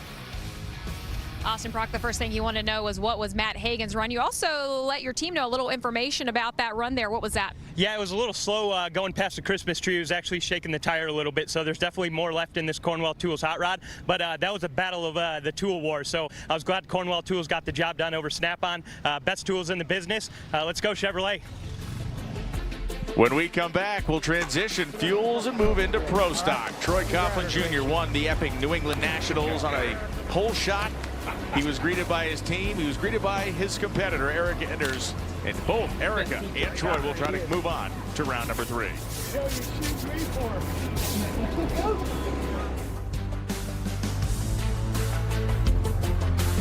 When you've shown dogs at Westminster Dog Show as long as we have, people always ask for pet tips. For us, joint health comes first. and it starts with Cosequin.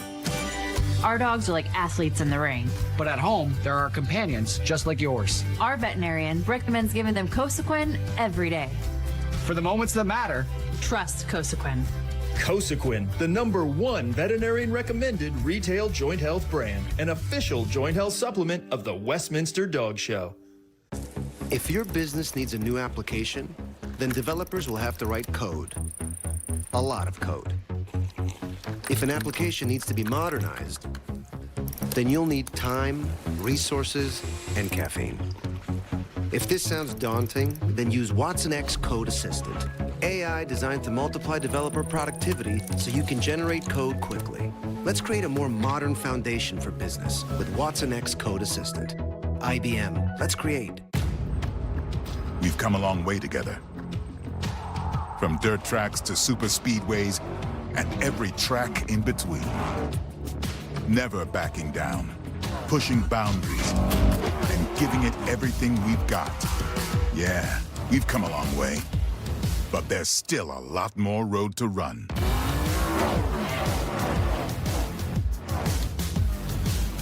Goodyear, the official tire of NASCAR.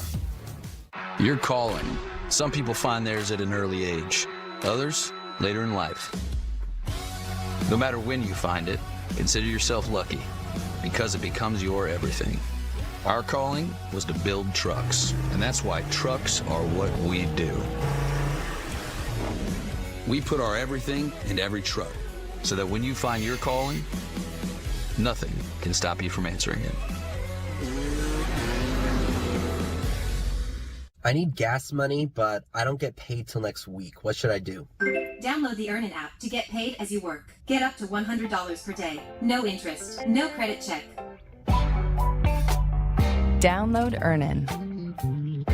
What if your body didn't have to hurt after being active? Introducing Stogo, the only apparel with adjustable medical-grade support designed to help you overcome injuries, minimize pain, and regain the confidence to get back out there. Stoko's supportive apparel is engineered with 90 feet of high-strength cables that reinforce the body and control dials that allow you to adjust the support. Stoko is trusted by weekend warriors, Olympians, and professionals who want one thing: more activity and less pain. Learn more at Stoko.com. We have a deal. Thanks, everyone. Can you imagine if it was $1 million instead of $1 billion? We'd be so fired. No. Check the outer notes. Oh. Yes. Multiple meetings say billion with a B. We've got this. Otter, you got this. These are the Super Grip NHRA Thunder Valley Nationals, and the folks of Super Grip had a very wide-ranging display. You know, Super Grip makes all kinds of off-road and specialty tires for things like ATVs and side-by-sides, but they have a giant industrial side of their business as well. The T-Bucket with like the forklift slash man lift style tires on it. This thing's actually kind of cool looking. Oh, you forgot the Flaming River tilt steering wheel? It's got everything. It's got everything. It's a great looking car, a little small block in there. Classy look with the wire wheels and those neat knobby tires. Now let's take a look at our competition ladder in Pro Stock. Anderson and Quadra. Glenn and Stanfield. Enders, Quadra, and the two Coughlin boys are now on the starting line side by side.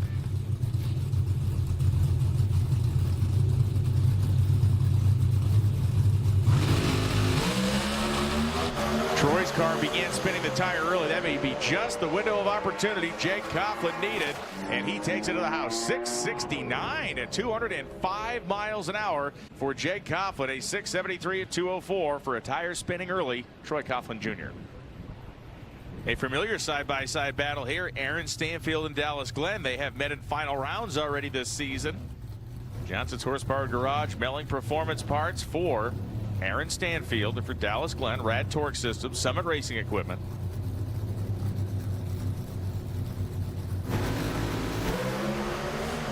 Quality of competition very high. Dallas Glenn was 009 green. And at the stripes, 660, 6.5 beats a 668.9. When Dallas locks in like this, he's a tough man to beat. Very tough to beat. He had a pretty good advantage right off the starting line and really extended that out even within the initial 60 feet. Let's take a look at our Skag close cut margins of victory. We can look at what has been the closest top fuel race of the day so far. That was Ashley and Brittany Force as they went across the finish line. Brittany Force just by 0.02 of a second at over 300 miles an hour, of course. This was Proc and Force during the final round of the Mission Too Fast, Too Tasty Challenge on Saturday. 26 thousandths of a second between those two. And of course, Pro Stock provides these razor thin finishes. This was the final round of the Mission Too Fast, Too Tasty Challenge. 5 thousandths of a second to Eric Enders. And Hector Arana Jr., 21 thousandths ahead of Angie Smith to pick up a round one victory here in Bristol. We move back to the starting line area as we get one last look here. We can see the physical numbers there, but amazing that Top Fuel consistently now is coming out on top as far as the slimmest margins on a week-to-week basis. It speaks to the quality of the class. Erica Enders and David Quadra. Quadra wearing the Corral boots, Quadra colors, inverse black and gold to his brothers. And it is the red Camaro of Erica Enders as both cars now in pre-stage. David goes in. Early numbers are strong. 200s advantage for David Quadra. And as they finish the run, a 666.5 beats a 677.6. Eric Anders heads to the semifinal round, where she will meet up with Jake Coughlin. In the battle of the Coughlin Juniors, this one went to Jag, but you're battling a guy that you know what he's capable of as well. Is it tougher to go against guys like that? No doubt. First, we got a big family here at Elite, running Jerry Dom first round and getting by him, and then running Troy Jr. there second round. I know he's lethal on the tree and drives like a banshee, so I knew I had to be on my best behavior. And car slowed up quite a bit in the heat and on that warmer track, but we'll see if we can't massage it to something better. Greg Anderson is going to try to massage the hopes and dreams of Christian Quadra with a chainsaw right here in the starting line.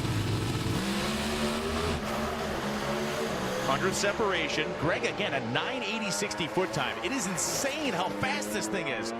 666.0 at 204, a 669 at 204, and the other side for Christian Quadra.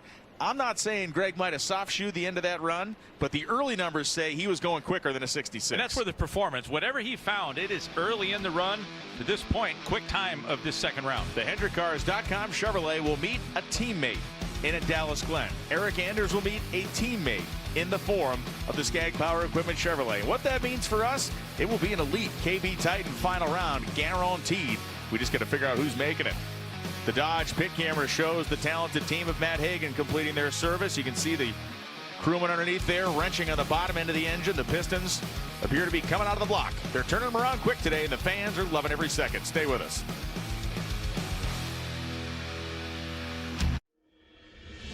When your livelihood depends on staying in motion, choose the tire that doesn't cut corners. Whether it's for work or for play, we handle any off-road terrain with superiority. So no matter the job, the high-quality tire design from Super Grip will keep you moving.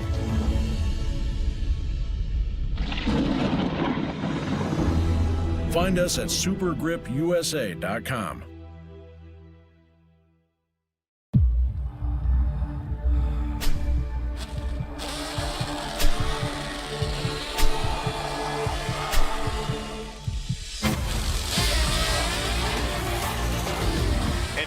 Gage Herrera, the high-winding four-cylinder Suzuki motorcycle of Vance and Hines. High revving Hayabusa really starts to pour on the coals. Quickest run in the history of Pro Stock Motorcycles.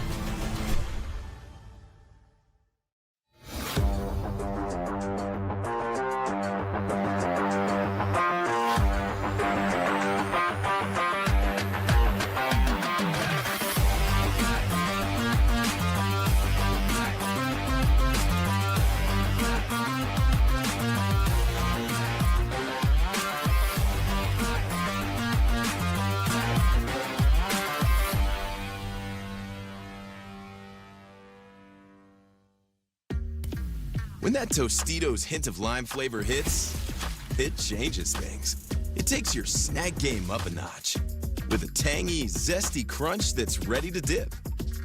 Tostitos, get to the good stuff. This is it. This is when we find out. Quick question. Student body math proficiency. What? What do we say? It's good, fair. Hey, get out of here, man. Understood.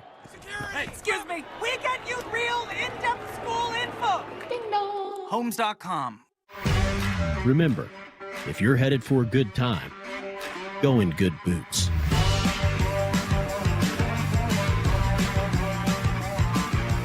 Find your pair at Tecovas. First, we did the impossible. Then you ate so many of the impossible that we completely ran out. And now, they're back! The footlong cookie is back at Subway. This June, drop what you're doing for the Summer of Stars. Adams with the Rockets! Because we're serving up Copa America and the Euros together for the first time. Hold for applause. We've got Messi, Mbappe, Pulisic, this guy, that guy, and all those guys. I think you get where we're going with this. And the Stars and Stripes, oh, they'll be there. USA's back, baby! We've got soccer morning, noon, and night. You're welcome, America. Germany versus Scotland, Friday at 3 p.m. Eastern on Fox. What an incredible drone shot here of Bristol Motor Speedway and Bristol Dragway, tucked directly behind it. The Super Grip NHRA Thunder Valley Nationals, a racetrack that has been open since 1965, has been the site of some incredibly memorable moments of NHRA drag racing, and only the 4th time we've ever run pro stock motorcycle here. Gianna Evaristo and Chase Van Zandt looking to add to their personal history. Chase Van Zandt went red. Gianna Evaristo is heading to a semifinal round. She's got a bunch of lean on that motorcycle, and she will go 7-11 at 161. We've seen it happen once.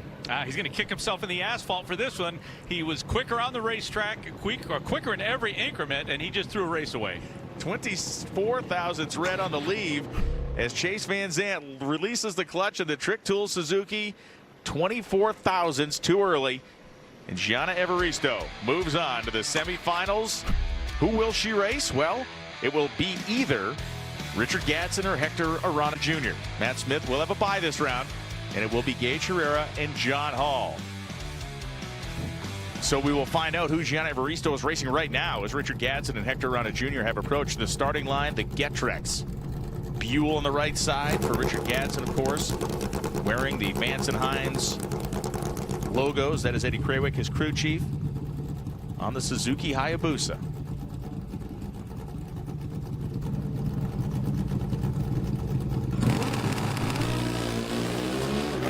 This is why you put a guy like Richard Gadsden on that motorcycle. He got himself 200ths off the starting line, and Richard Gadsden rides to a semifinal, 687.6 at 195 miles an hour. He will have lane choice against Gianna Evaristo in the next round, and he gets the job done on a hole shot. Gadsden getting more and more comfortable on this machine. He said it after his interview, after he advanced into this round, and this is what makes a difference. His ability to get off the starting line. You can see Hector right there alongside of him, and the difference is the rider that dropped the clutch or dumped the clutch before the other. Gage Herrera and John Hall. We've talked about John Hall's prowess on the starting line. Part of the Matt Smith Racing team on his Denso-sponsored Buell. Gage Herrera looking across the racetrack at Hall. The mirrored visor on the front of his helmet. The nod between the competitors indicating that both men are prepared to roll into stage.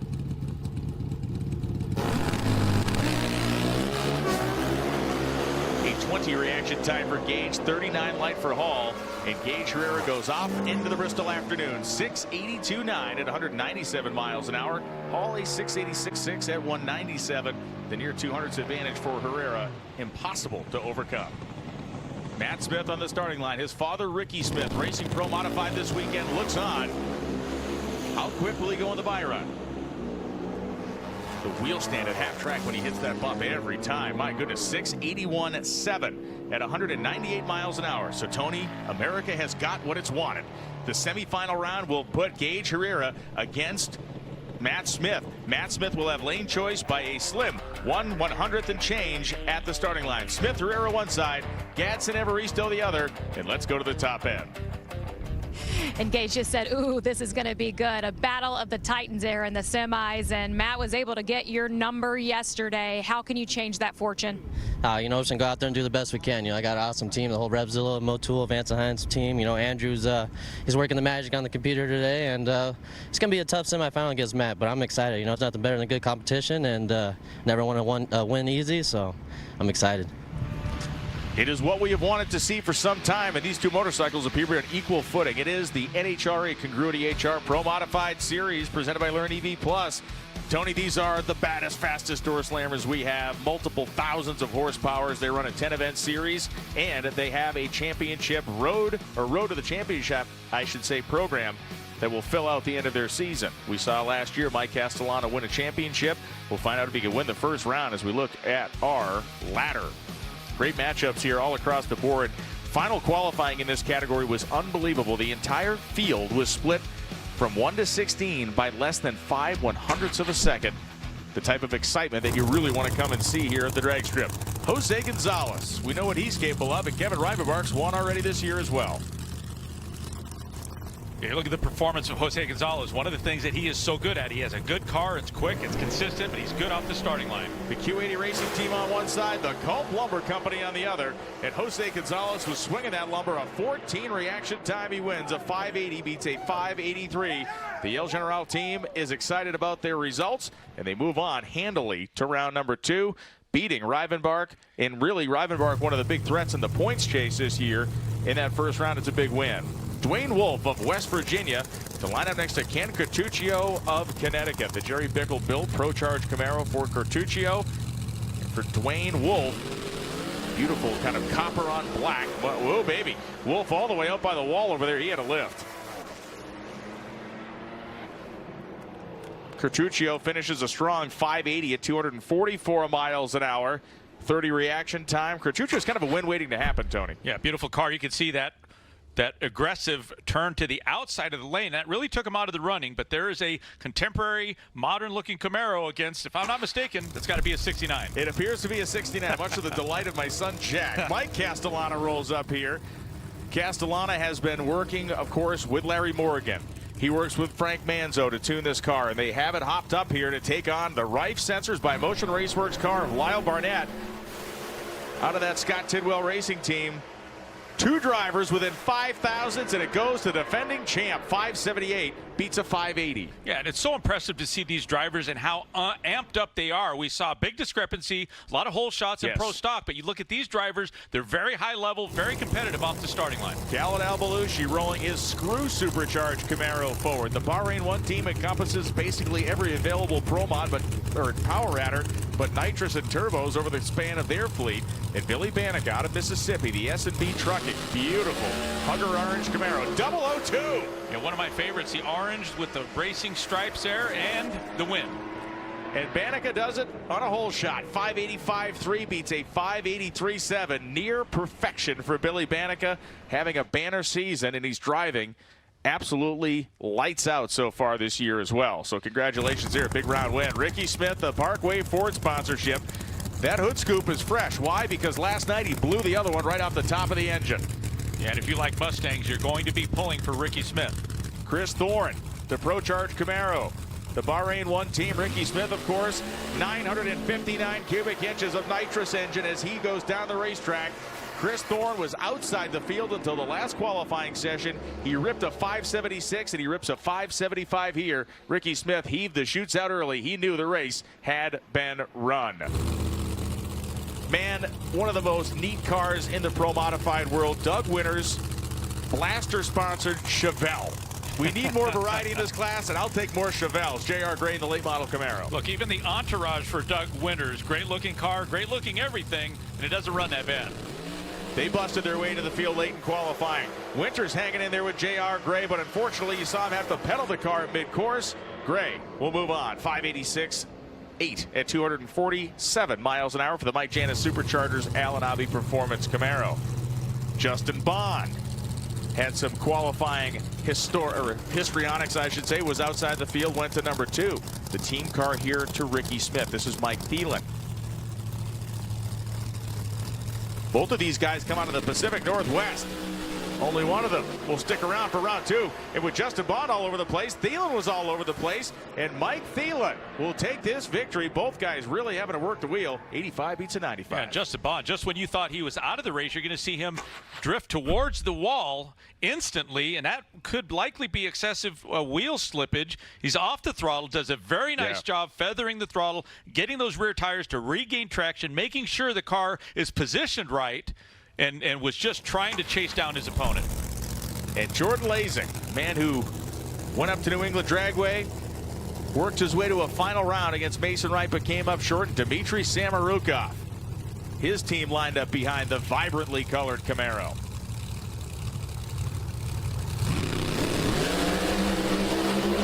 Samarukov not going to waste the trip here. 33 green, Lasik uncharacteristically late. And Dmitry Samarukov, 583.5, beats a 584.4. The boys go back to the pits. They have to turn these cars around just as hard and fast as everybody else. Thorne and Cartuccio, the two very great Pro Charge cars. Bannica Gonzalez, the 12 and 13 qualifiers. Gray, Samarukov, and Thielen and Castellana. How much did that round win mean for Dmitry Samarukov? That much. He was pumped up, and we'll see him when he comes back for the next round of Pro Modified action. But when we come back to Bristol, we'll be burning nitro again here as they're servicing Clay Milliken's car. Stay with us. frustrating is it to find a great pair of jeans? They never have the right color, style, or size. Too tight here, too loose there, too long here? I have the perfect solution for you. M. Taylor Custom Jeans. Stop spending hours trying stuff on. Download the free M. Taylor app on iOS or Android. Standard jeans use just 2 measurements. M. Taylor Custom Jeans use 7 different measurements to give you the perfect fit. Design your own custom jeans for just $79. Choose from hundreds of styles, delivered right to your door. Download the M. Taylor app. M. Taylor measures you digitally and is 20% more accurate than a professional tailor, all from home. It was so easy to be measured by M. Taylor. It took less than 30 seconds. This is definitely my favorite pair of jeans. They fit perfectly. To get custom jeans, shirts, or suits, your phone can measure you right now with free shipping and a money-back guarantee at just $79. Get your new favorite pair of jeans today. M. Taylor, available now on the Apple App Store, Android, and mtaylor.com. It takes the right team and the right tools to win a race. Each of our team members is a professional who has a job that must be done with skill, passion, and precision. No job here is unimportant, and we all work together to accomplish the same goal. That also goes for the tools we use. We need professional tools that will stand up to the intense use required to completely rebuild an engine in less than an hour. Professional tools that are built with skill, passion, and precision. That's why my team and I trust Cornwell Tools. Everything starts with a spark, a tiny ember before becoming a blazing fire. Just like E3 spark plugs with Diamond Fire technology. Except this is no flicker. It's an inferno waiting to wake up your engine and scorch the streets. From 2 cylinders to 12, maximize your fuel burn with more power and better fuel efficiency. Don't just start your engine, ignite it. E3, what are you running? Motorcycle accidents happen fast. That's why motorcycle airbags have gyroscopes that check for a crash 1,000 times a second and can inflate before the rider ever makes contact. Learn how airbags save at revzilla.com/airbags. Over 1 million motorcyclists trust Revzilla for their online shopping experience. Gear tested by expert riders who can help you find the perfect product for every kind of ride. Visit revzilla.com. A look into the cockpit and into the eyes of Brittany Forrest, driver of the Monster Energy Top Fuel Dragster, on the precipice of a potential final round appearance here at the Super Grip NHRA Thunder Valley Nationals. Ida Zetterstrom will be joining the ranks of Top Fuel Eliminator, as we learned earlier in the show, starting in Brainerd, Minnesota. She already has a massive social media following. She already has a career championship in the FIA Drag Racing Series of Europe, and there is high anticipation among the drag racing populace to watch her come into this sport. She's going to be joining this guy right here, Tony Schumacher, as a teammate, part of the JCM racing team. Leatherwood Distillery, Snake Eater Bourbon, and of course, Michael Waltrip Brewing on this car as we get one last look at our semifinal ladder. You can see the Schumacher matchup, Clay Millican on the other side of the racetrack. For Clay Millican, the Parts Plus dragster down there. What do you got, Bruno? Well, Clay Millican's team told me that the guy who sold the shutoff switch has earned his money this weekend because they continue to drop holes. He's been quick on the trigger to save this thing from hurting itself. What the data is telling me, it needs more clutch to be more aggressive to control the motor. It's a scary proposition, but they have no choice at this point. It is a tightrope that can become very explosive and expensive if it is not walked properly. Tony Schumacher's in good shape down there, and it's Schumacher, 379.5 at 326 miles an hour. Back-to-back races, back-to-back finals, but this is a different path. They're actually slapping some people around out here. Look, you can say all you want about what they did last week. Yes, they got a couple of breaks. You might even think they got lucky, but you don't get lucky 2 weekends in a row, not with the kind of performance that they've had. Look, they're not the quickest car out there. They are consistent. They continue to run good when they need to. And both drivers good off the starting line. And look, Tony Schumacher was ahead in this matchup. He was pulling away from Clay Millican. Clay Millican, once again, engine damage at the end of the track, but Tony Schumacher was well ahead of him at that point. A very nicely driven race out there, a 69 reaction time for Tony Schumacher, which is right in his normal wheelhouse. and the car was stuck to the racetrack the entire way. It should be noted, before that run, there was an hour-long cleanup for an oil down. The Safety Safari did an exceptional job with the left lane. We now look at our U.S. Air Force Aim High top speeds of the meet. And first, we go to Top Fuel. Josh Hart, Billy Torrance went down the racetrack with their header flames licking at the bottom of the wing. And the speed of 331.45 miles an hour, the high water mark for Top Fuel so far in this race. In the Nitro Funny Car ranks, who'da thunk it? Austin Prock is the man holding on to the speed mark from this first round win. He went down the racetrack at 326.87 miles an hour on the right-hand side. In Pro Stock, the HendrickCars.com Chevrolet of Greg Anderson, who has been doing the seemingly miraculous over the course of the last 2 days. This actually happened in the heat of qualifying on Saturday, where he ran a speed of Jag ran a speed of 207.72 miles an hour. Greg had the crazy ET, but Jag did make the speed with some wheel speed off the starting line. And for Matt Smith, the 2-century mark finally broken, and only the third appearance of Pro Stock motorcycles here at this elevated racetrack, 1,500 physical feet above sea level. And you add in the air, we're typically racing at about 3,000 feet of density altitude. Take one last look at the numbers themselves here for Matt Smith at 200.05 miles an hour. Jake Coughlin, 207.72. And Billy Torrance and Austin Prock put up the big speeds during round one on Sunday. So the 160th final round appearance for Tony Schumacher. Now the big question is, who's going to meet him there? Bottom of your screen as you look down at the Pep Boys drone, that is Doug Coletta, the Mark III employee benefits sponsored machine. And on top it is, of course, Brittany Force. Sun has been in and out of the clouds. Another kudos, if you will, to the NHRA Safety Safari for remediating the left lane, which was absolutely drenched in engine oil from a Nostalgia Funny car. He repaired it perfectly.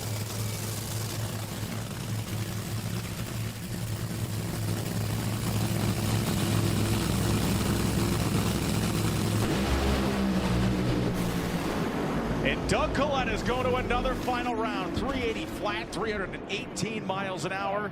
They won Epic, New Hampshire, and they are sure looking good enough to win Bristol, Tennessee. Well, Doug Coletta, it just seemed like a Doug Coletta kind of day, not based on qualifying. He's coming from the number 14 position. They just did not get a good run off, but best car in the first round, one of the quickest in the second round. Very close off the starting line, but you can see Brittany Force, and you can't really blame it on the new asphalt. Her car started to lose traction just before it made the transition from the concrete. It was right there at 330 feet. You could see her tires get loose. You can see the problem that set in for Doug Coletta, misfire in that cylinder, again, just beyond or past the 660-foot mark. But for Brittany Force, they had to step it up. Doug Coletta has been running so good today. This is why back-to-back race weeks in the NHRA Mission Foods Drag Racing Series are so good. We only had to wait 7 days to see a rematch between Tony Schumacher and Doug Coletta. And let's be real, rolling in here and looking through qualifying, it didn't exactly look as though that the stars were lining up for that to happen. This is the first time in over a decade and a half that the number 14 and 15 guys have even made it to a semifinal, let alone Doug Coletta now to rematch against Tony Schumacher. Here, our next race, the NHRA Virginia Nationals at Virginia Motorsports Park, one of the flattest, most unbelievably awesome drag racing surfaces in the world. Saturday, June 22nd at 1 p.m. Eastern on FS1, Sunday, 1 p.m. Eastern on FS1, and then Sunday, June 23rd at 5 p.m. Eastern for final round eliminations. And this is the semifinal round in Nitro Funny Car. Prock and Hagen one side, Force and Todd on the other. John and Austin trying to make their way back to the same predicament they found themselves in Epic, New Hampshire. A showdown in the last round, but can only happen if they both succeed here. John Force is in the lane that people were nervous about. There's a lane that is certainly held up. Across the racetrack, J.R. Todd, the DHL GR Supra. John goes in deep. JR waited for him. He took his time to stage. JR snaps off the starting line. The peak Chevrolet Camaro can't catch him. 401.2 at 311 miles an hour. And J.R. Todd with an 056 light goes to the finish line stripe to knock out John Force. That wasn't going to happen today, not according to J.R. Todd. And it's not often you come into a matchup with a better car than John Force. Not a lot of guys could say that over the last 2 or 3 races. And you can see the starting line advantage for J.R. Todd. John Force, he knocked that top light out. So he was farther ahead because of his staging, but J.R. Todd was the first to react, and on paper it may appear that they had pretty close to the same reaction time, but that really wasn't the case. You can see a little mist of something, of spray, out of J.R. Todd's car. However, he finds himself going into another final round. Let's go to the top end of the racetrack with Amanda Busick as we watch these cars launch one more time. And Brittany was just looking over her time slip. Where can you guys build off of from this weekend? You know, right now, this is a great weekend for us. Big improvements for this Monster Energy team. We came out, we were qualified 15, couldn't get down the racetrack, and now we made a semifinal round appearance. So very proud of these Monster Energy guys. We'll just keep on going. We don't ever give up. We'll keep on digging until we get back to that winner circle. A semi-final round that saw the exit of 2 members of the Force family. We'll find out if the 3rd member of the Force team can fight his way through against big old Matt Hagan. Let's hear more about Austin Prock with Bruno. Brian, back in the pits, I caught up with Austin Prock when he was in his lounge. He was making pits on his practice tree simulator. He said it's something he does before every time to get his mind right. He said right now the problem is I'm running Matt Hagan, a guy I know what he's capable of. The guy's a beast, and it wants me to get up. I learned in my career, though, I'm not good when I get up. I get too overexcited. I need to stay in my lane, stay calm and clear, because I've been 50, 60 on the tree. If I can stay in my lane, do P50 and 60, I got something for him. I just got to stay focused. Yeah, and I think for Austin Prock, the best way to approach this is Matt Hagan has to beat you. You've had the best car in qualifying. You've had the best car in the first 2 rounds.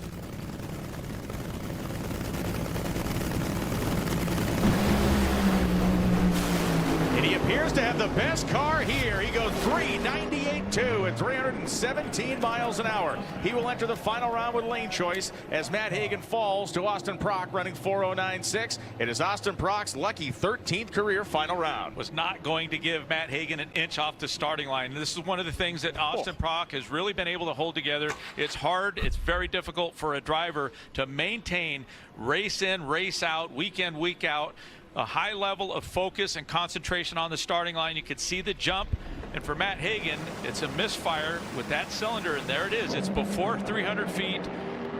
It's the fuel system. It's the amount of clutch that they're trying to slip on the car. It just lightens up the load on the car. It keeps the engine revving up. You keep the engine revved up, and it increases the fuel volume. It's just one of the things that a lot of tuners have struggled with, but not for Austin Prock. They have an amazing handle on this race car. The Cornwall Quality Tools Camaro appears in the 2nd straight final round. Greg Anderson, the HendrickCars.com. Camaro is making his way up toward the staging lanes, and that means Pro Stock is nigh. When we come back, the semi-final round of Pro Stock Eliminator here in Bristol. This is Rickwood, the oldest ballpark in the country, host to Hall of Famers and home to the Negro Leagues. That's your pitch, Josh Gibson. And now, the Giants take on the Cardinals in a celebration over a century in the making. MLB at Rickwood Field, only on Fox. I have type 2 diabetes, but I manage it well. It's a little pill with a big story to tell. I take once daily Jardians. At each day's start, as time went on, it was easy to see. I'm lowering my A1C. Jardians works 24/7 in your body to flush out some sugar. And for adults with type 2 diabetes and known heart disease, Jardians can lower the risk of cardiovascular death too. Serious side effects may include ketoacidosis that may be fatal, dehydration that can lead to sudden worsening of kidney function, and genital yeast or urinary tract infections. A rare life-threatening bacterial infection in the skin of the perineum could occur. Stop Jardiance and call your doctor right away if you have symptoms of this infection, ketoacidosis, or an allergic reaction. You may have increased risk for lower limb loss. Call your doctor right away if you have symptoms of infection in your legs or feet. Taking Jardiance with a sulfonylurea or insulin may cause low blood sugar.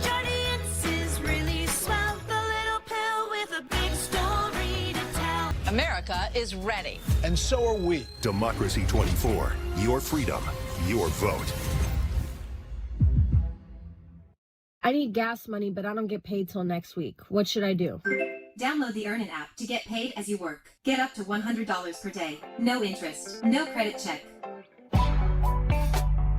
Download Earnin. Guys, are you tired of frequent nighttime bathroom trips? Well, Force Factor Prostate helps reduce urges to urinate, plus fully empty your bladder and promote a normal prostate size. Don't settle. Rush to Walmart for Force Factor Prostate from the #1 fastest growing men's health brand in America.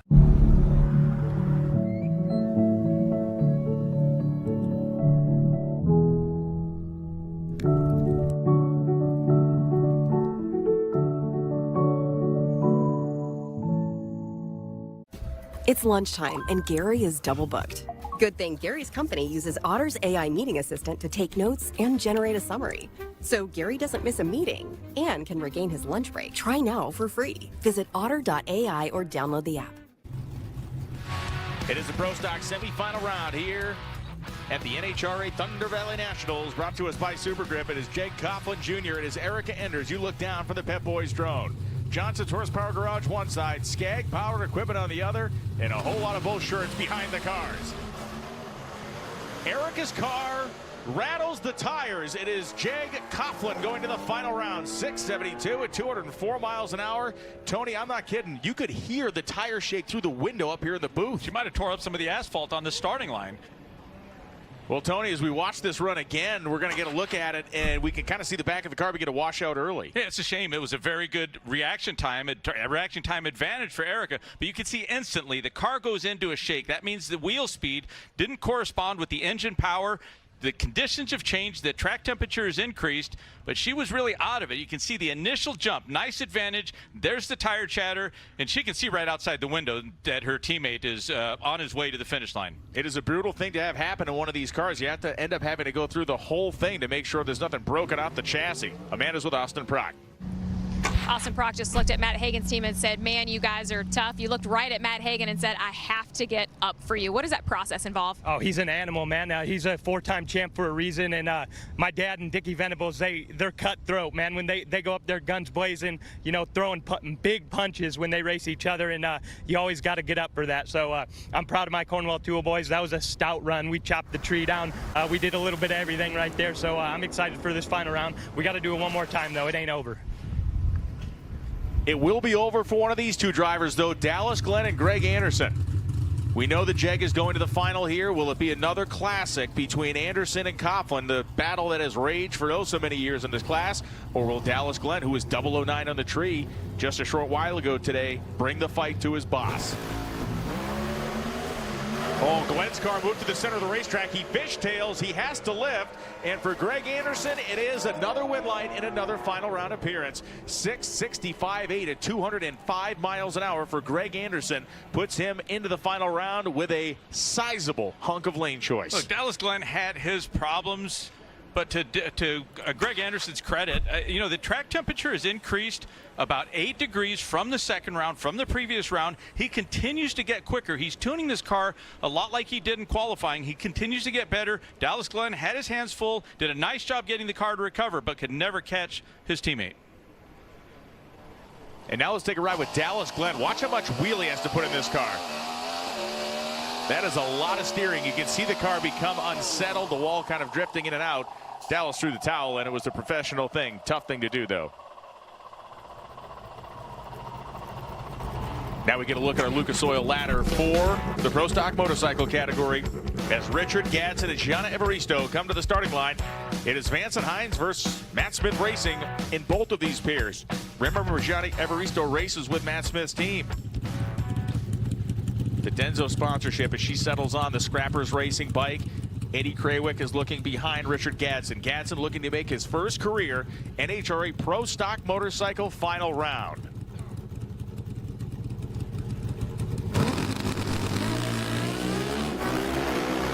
She's 300s out on him. She was 67, he was 97, and at the end of the racetrack, it is Gianna Evaristo, 689.8 at 196 miles an hour. She has raced her way to another final round, and she will be running for her second career Wally while her father watches from home. Sure did appear that it was going to be on a hole shot win because Richard Gadsden was considerably quicker by the time these bikes got to 330 feet. He was second off the line.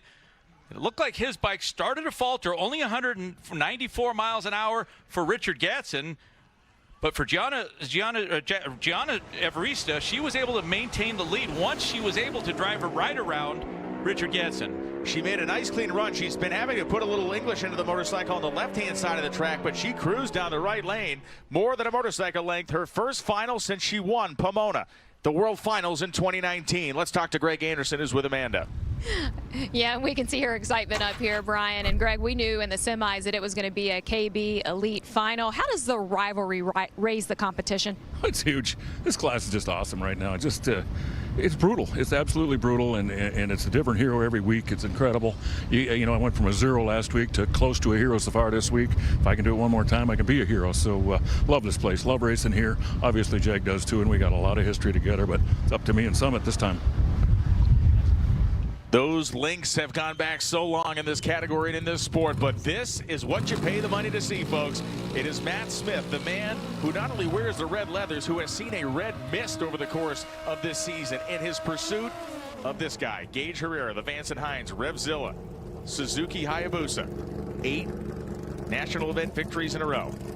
He's trying to make it 9. And this semifinal round is the biggest round, Tony, in my mind, he's had not only this season, in a couple seasons.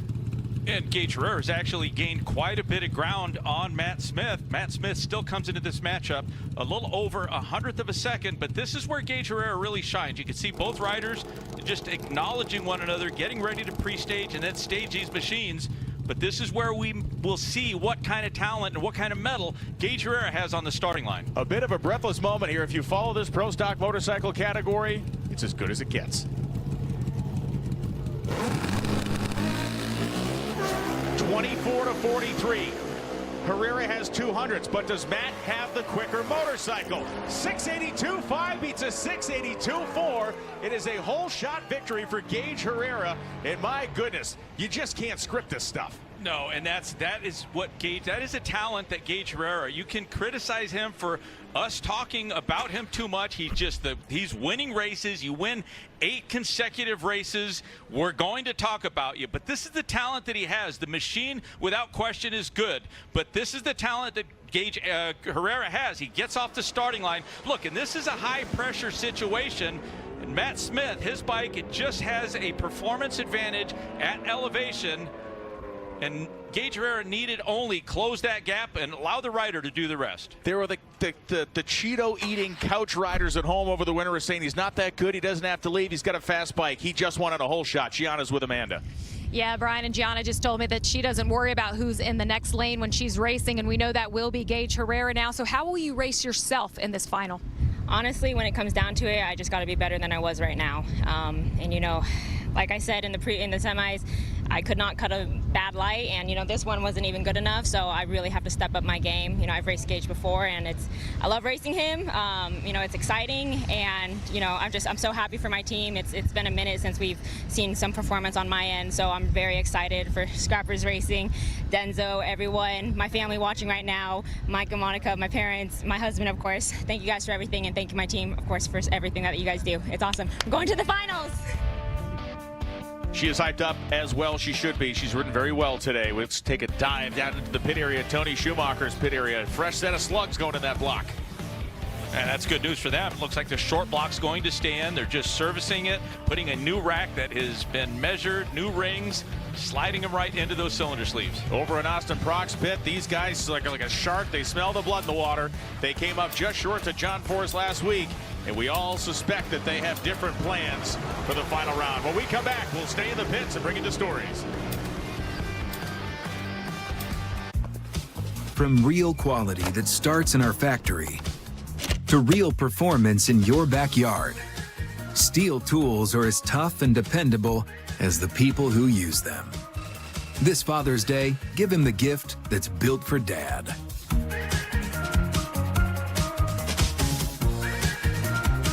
Right now, save $50 on select AK System battery tool sets. Real Steel. Everywhere but the seat. The seat is leather. Alan, we get it. You love your bike. We do too. That's why we're America's #1 motorcycle insurer. But do you have to wedge it into everything? What? I don't do that. This reminds me of my bike. The Wolf was about the size of my new motorcycle. Have you seen it, by the way? Happy birthday, Grandma! Really? Look how the brushstrokes follow the line of the gas tank. Hey! Brought my +1. Jamie. Someone smells too fresh. Did she take my Old Spice Total Body Deodorant with 24/7 freshness and use it on her pits, toes, and down belows? How could you? This will be a gold mine of local income. So tell us about this corn festival. Oh, you got your corn pudding. So is it safe around here? Sometimes. No eyebrows? Think of how light it'll feel in the summer. We gotta run. 11,000 more neighborhoods to go. Ding dong. Homes.com. There is less than 1/100th of an inch of motor oil protecting your car's engine. Friction and heat causes engine oil to experience thermal breakdown, weakening its ability to protect the engine and its parts. Lucas Heavy Duty Oil Stabilizer is specially formulated to resist thermal breakdown, protect vital engine parts, and extend the life of your engine. It also stops smoking, knocking, and oil consumption in worn engines. Lucas Heavy Duty Oil Stabilizer. Keep that engine alive. For 70 years, this race has been the testing grounds for racing immortality. The speed. 328 miles an hour. The glory. Getty Dongarland winning his 3rd U.S. Nationals in a row. The big go. Celebrate 7 decades of drag racing at the 70th NHRA U.S. Nationals, August 28th through September 2nd. Kids 12 and under free with general admission. The 70th NHRA U.S. Nationals, August 28th through September 2nd. When your livelihood depends on staying in motion, choose the tire that doesn't cut corners. Whether it's for work or for play, we handle any off-road terrain with superiority. So no matter the job, the high-quality tire design from Super Grip will keep you moving.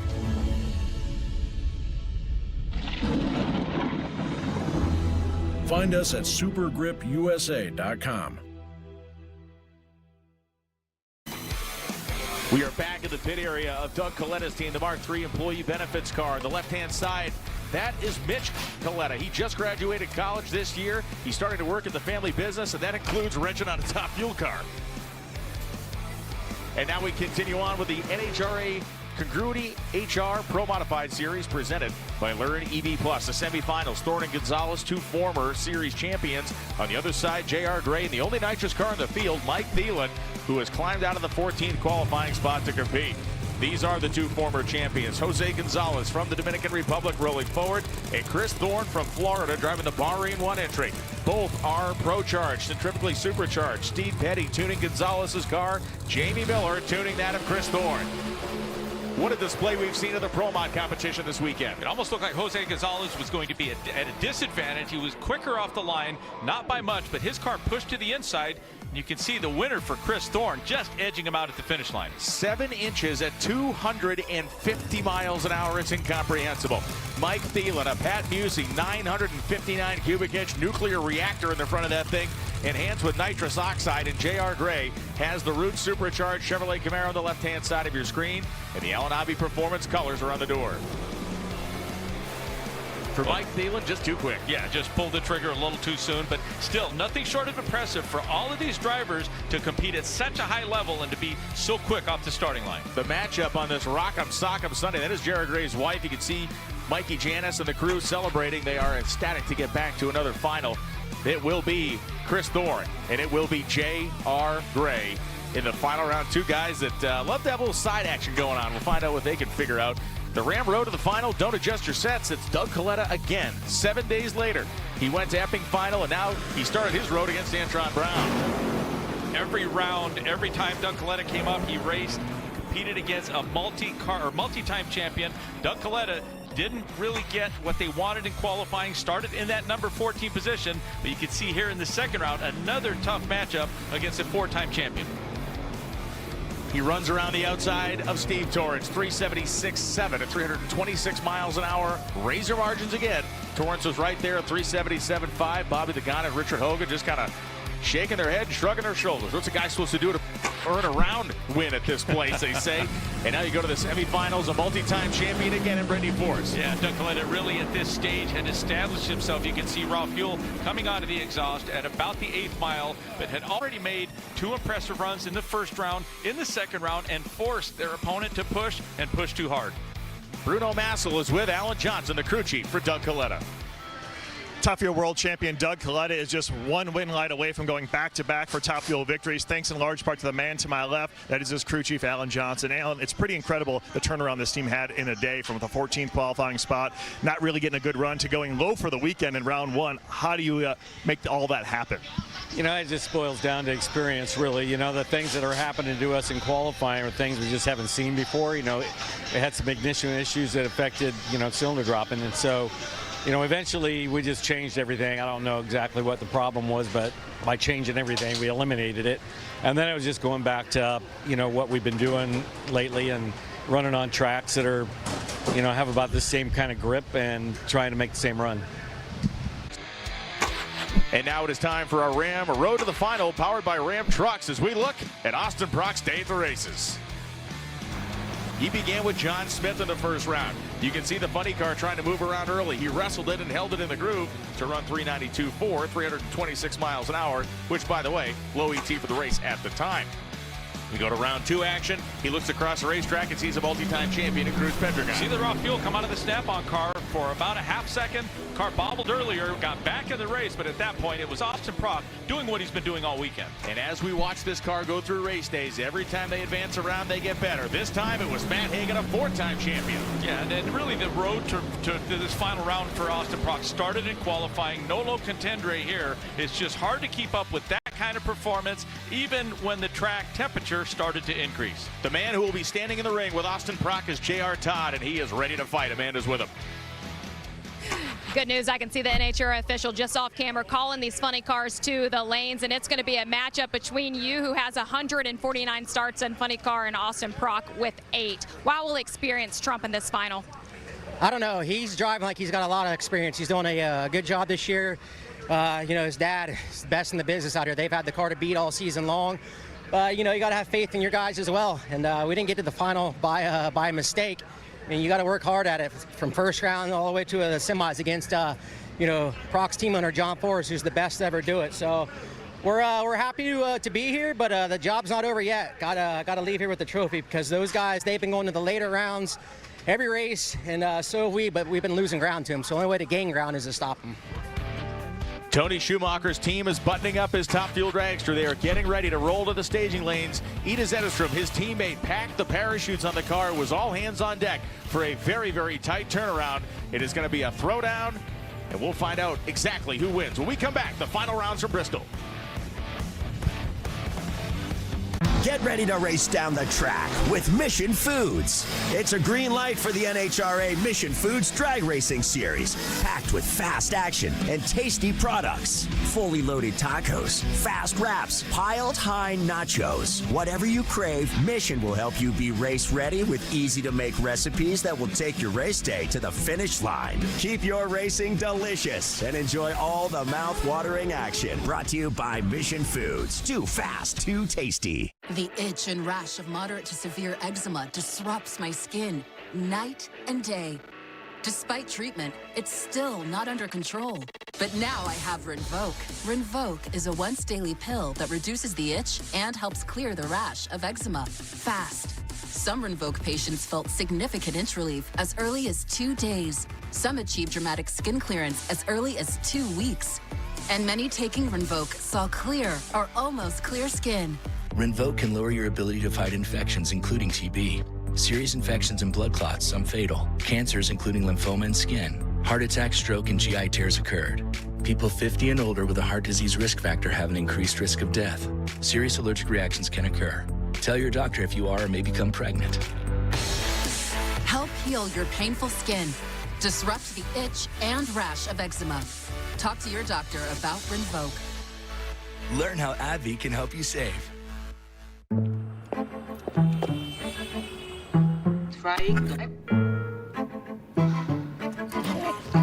Things will go wrong for your customers, but your business can make it right with Watson X Assistant.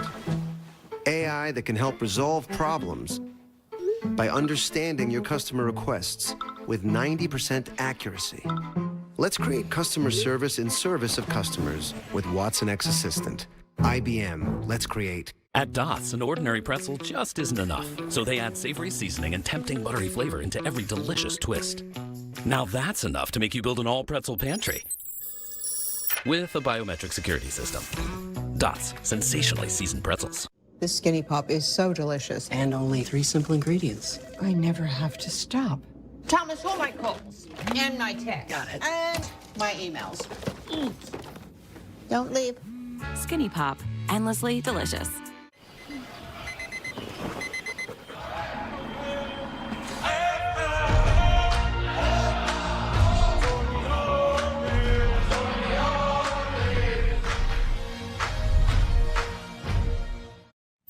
2 or more favorites for just $6.99. Give me that ooey gooey, crispy, crunchy, mouth watering. Give me that chocolate chippy, dippy, drippy, Papa wingin'. Pair of pizza with your favorite sides for $6.99 each. Papa John's. The Super Grip NHRA Thunder Valley Nationals is sponsored by Mission Foods. Make today delicious with Mission Foods. Now that's too fast, too tasty. And by Super Grip. Super Grip Performance Tires, the bigger, badder, better tire. And we are back here, the Super Grip NHRA Thunder Valley Nationals. The final rounds have arrived, and this one carries with it potential massive history. Gage Herrera and Gianna Evaristo are at the starting line right now. Gianna Evaristo, her last appearance was the 2019 NHRA Finals, and when that moment occurred, she won the race against overwhelming odds. For this man, he is attempting a 9th straight national event victory. Is it possible that it's not the big bad monster Matt Smith that ends the streak, but rather Gianna Evaristo? The magic number will be 0.07 of a second. That is the performance deficit that Gianna is looking at.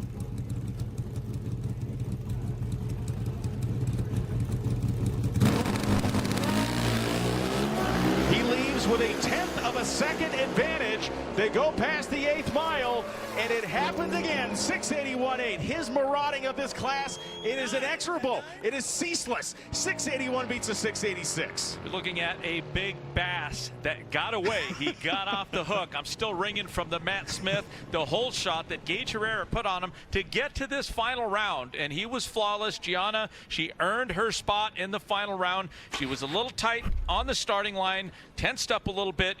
This history on the line for Gage Herrera, and you can see the difference right there, but it was going to be hard for anyone, not just Gianna, for anyone to beat Gage Herrera in this final. It is absolutely unbelievable to watch. We need to now go to the top end of the racetrack. Gage Herrera is with Amanda Busick.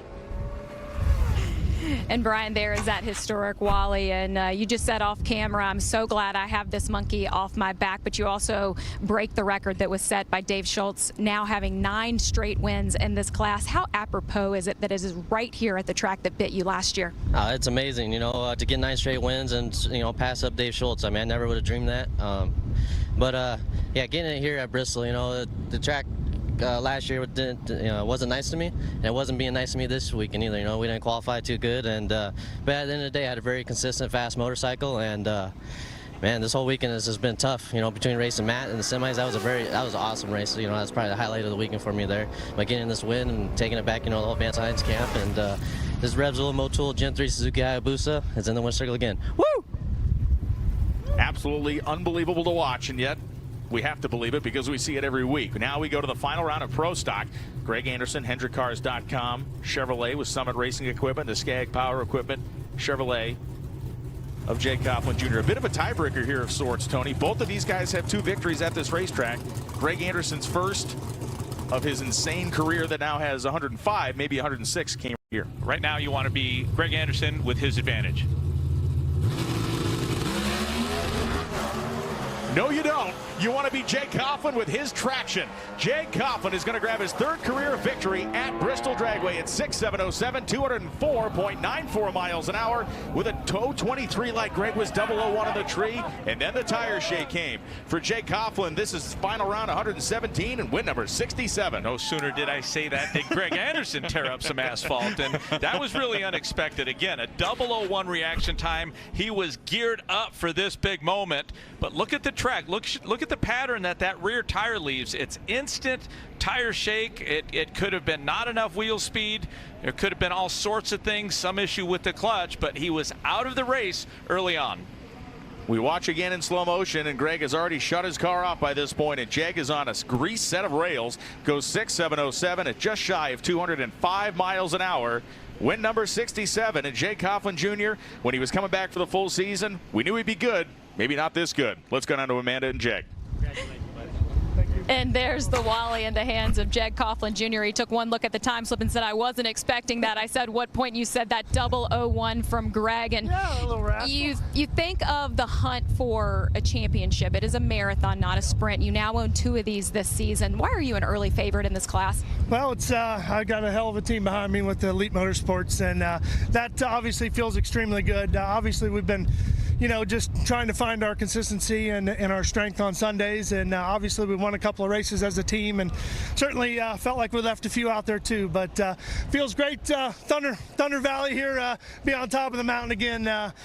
For everyone at Skag and JHG, Outlaw Beer, Jegs, thank you all for your love and support, and thanks to all the fans for coming out today. What a show. Tony, let's go to the final round of the Congruity HR Pro Modified Series presented by Learn EV Plus. And we saw J.R. Gray with a roots-blown Hemi combination to take on the centrifugally supercharged Camaro of former class champion Chris Thorne. And both these drivers were trading blows, getting to this point. An early lead in that far side with J.R. Gray. And J.R. Gray punches his ticket. Another national event win for Gray. You can see the massive celebration of the Janis team. That's Mikey Janis. Mike's in there somewhere. Todd Tutterow worked with them this weekend. And J.R. Gray drove the wheels off that car. That's J.R.'s wife celebrating heartily on the starting line. A well-earned victory. The Johnson's Horsepower Garage Mount Motor Pro Stock Final put Bo Butner opposite John DeFlorian. You may remember John DeFlorian from Chicago when he won the first round of Pro Stock against Eric Anders. That is the same John DeFlorian, but you can see early start for John DeFlorian put him out of this race. A big win here for Bo Butner. Johnson's Horsepower Garage is a Tennessee entity. It is down here. This is Jason Johnson's home racetrack, and this is a huge win for a car carrying his livery down the side in a class that he sponsors. The FlexJet Factory Stock Showdown put David Janik and Stephen Bell on the starting line next to each other, and Stephen Bell lost traction. David Janik won himself a national event. Yeah, and it wasn't long ago we saw Stephen Bell in the winner's circle, but problems he encountered early off the starting line. And then the Legends Nitro Funny Car presented by Modern Warriors. We go down here. It is Jeff Manise in the quarter pounder, and across the racetrack, Bobby Cottrell, the Barnall-sponsored Emerald Green Camaro run out of Bucky Austin's camp. Cottrell has been, or Cottrell I should say, has been one of the dominating forces in this style of drag racing for years. Jeff Manise beat him earlier in the year. Bobby got him back here. Those guys are going to be racing next weekend at Bowling Green, Kentucky at the Wally Parks NHRA Nostalgia Nationals. I'm going to be there, Tony. You're going to be home getting a tan, but I'm going to be watching Nostalgia Nitro Funny Cars. You may be talking me into it. I'm thinking my wheels are turning. Now it's time to go to the big Funny Car and Top Fuel Finals. You'd be smiling like this guy, too, if you're in your 13th career final round seeking a 6th victory. And for this man, J.R. Todd, it is his 47th career final seeking victory 22. And for Top Fuel Eliminator, that'll be following Nitro Funny Car. Doug Collette is trying to go back-to-back on the NHRA Tour. And Tony Schumacher is trying to stand his ground and tell Doug, you're not going to do that to me twice, because you already did it to him once in Epping, New Hampshire 7 days ago. But first, Nitro Funny Cars. Two of the brightest young talents in the category. Two drivers that we know can get down and boogie on the starting line and can handle these race cars. It seems like J.R. Todd is the prime candidate to stop Austin Prock and his tracks.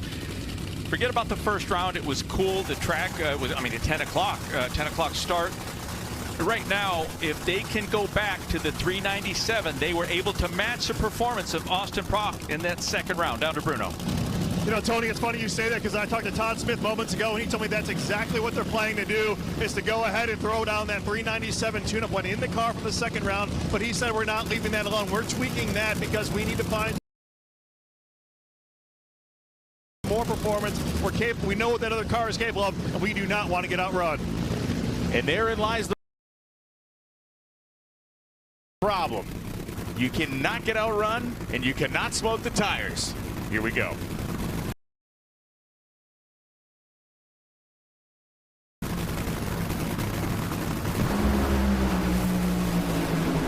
Austin Prock is motoring on the right-hand side of 398.9 at 312 miles an hour, and the place erupts. The fans jump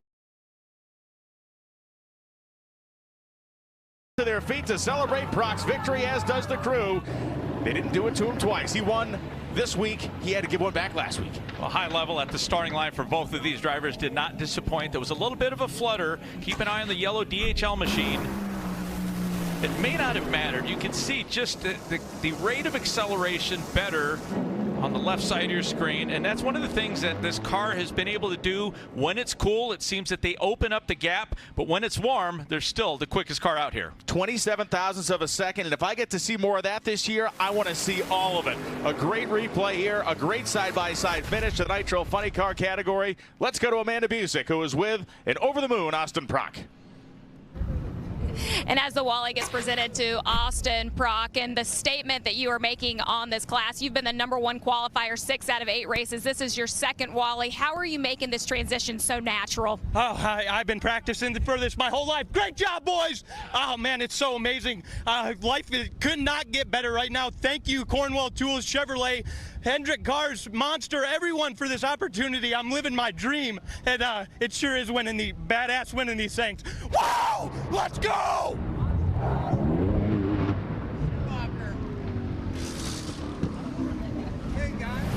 And we are back again to where we were 7 days ago.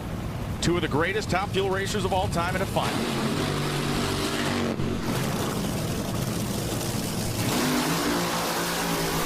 For Doug Coletta, the Mark III employee benefits machine gets ready to back its way to the starting line. We saw the service on both sides. Everything went according to plan. We saw Ida Zetterstrom packing the parachutes for Tony Schumacher. But ultimately, it's not about who packed the parachutes. It's about what he can do in the seat. This has been a better race car this weekend than it was in Epic. It's quicker. They have the performance. That's something that they didn't necessarily have a week ago. Yet they are still here in the final. Now, look, the opportunity for Tony Schumacher is he gets another shot at Doug Coletta, but this is a better Doug Coletta car as well. He comes into this round without lane choice. It doesn't seem to matter. I think both lanes are equal. I think Tony Schumacher realizes, like so many of the drivers that have a performance disadvantage, he cannot leave any real estate on the starting line. Teddy Roosevelt once said, do what you have, do what you can with what you have where you are, and that is the story for both of these drivers now. They come in having run within 5 thousandths of each other in the semis. Tony Schumacher has a massive starting line advantage, and he won 4:23.6, a tire smoking final. Schumacher leaves with an 80 light. Something happened to Doug Coletta, and for the first time since Seattle of 2022 and the 87th time in his career, Schumacher's a winner again. I'm going to go out on a limb. We all know that something distracted Doug Coletta on the starting line, but I also believe that that distraction that Tony Schumacher created by getting the jump and getting that much of an advantage did not allow Doug Coletta to get off and on the throttle properly. I think that distraction was just enough. You can see that it appeared that the race is over. Both cars are accelerating. I'm curious to see which car started to lose traction first. That's going to be very important. Almost at the same time, but again, Doug Coletta normally is very good, one of the best at getting off the throttle, allowing the wheel speed to slow down to regain traction. It almost seemed like he could have got back on the throttle and chased Tony Schumacher down, but not with that starting line deficit. You and I had an interview with Joe Maynard, who owns this team, and he called himself a coach. He said, when we have a tough weekend, I don't yell and scream. I sit down and ask, how can I help? How can we get better? This has been a long time coming for this team. And if Tony Schumacher doesn't do such a good job, Doug Coletta could have potentially driven around him. Tony Schumacher will hoist his 87th Wally at the top end of Bristol Dragway. He's with Amanda Busick. And Tony Schumacher just said these are heavier than I remember, and it was a gauntlet of a battle between you and Doug Coletta and yourself. Tony, when you look at the parity that's in the Top Fuel class right now, the competition right now, some of the hardest you've seen in your career? Best I've ever seen, and every now and then I'll say that and I'll post something, and a whole slew of fans will be like, oh man, back in the 60s there were 200 cars that would show up. I go, okay, but there's Big Daddy, Shirley, and then a bunch of cars, right? And now there's like 10, you don't know who's going to win. There's 12 cars. Look, we were 12th and 14th in the final round there. So Epic, the fans, like I say, each round the fans are the ones winning, but for Leatherwood Distillery, Michael Walter Brewing right here in our backyard, Joe from Texas.com, we love you guys. Rack Financial, all the people that support me, we'll be getting our butts kicked. But I always tell my wife, I say, we're one run away from having that car that can go out and win. And we're there now. Obviously, we just won this race. That was an ugly one, but I hit the gas. I think he might have double-stepped it. I heard a lot of noise, and I thought, gee, am I that late? It was a long tree, but that is just such a great thing. That's a Coletta, man. That's a champion now. We're all proud to call him that. But love you guys, NHRA, Bristol.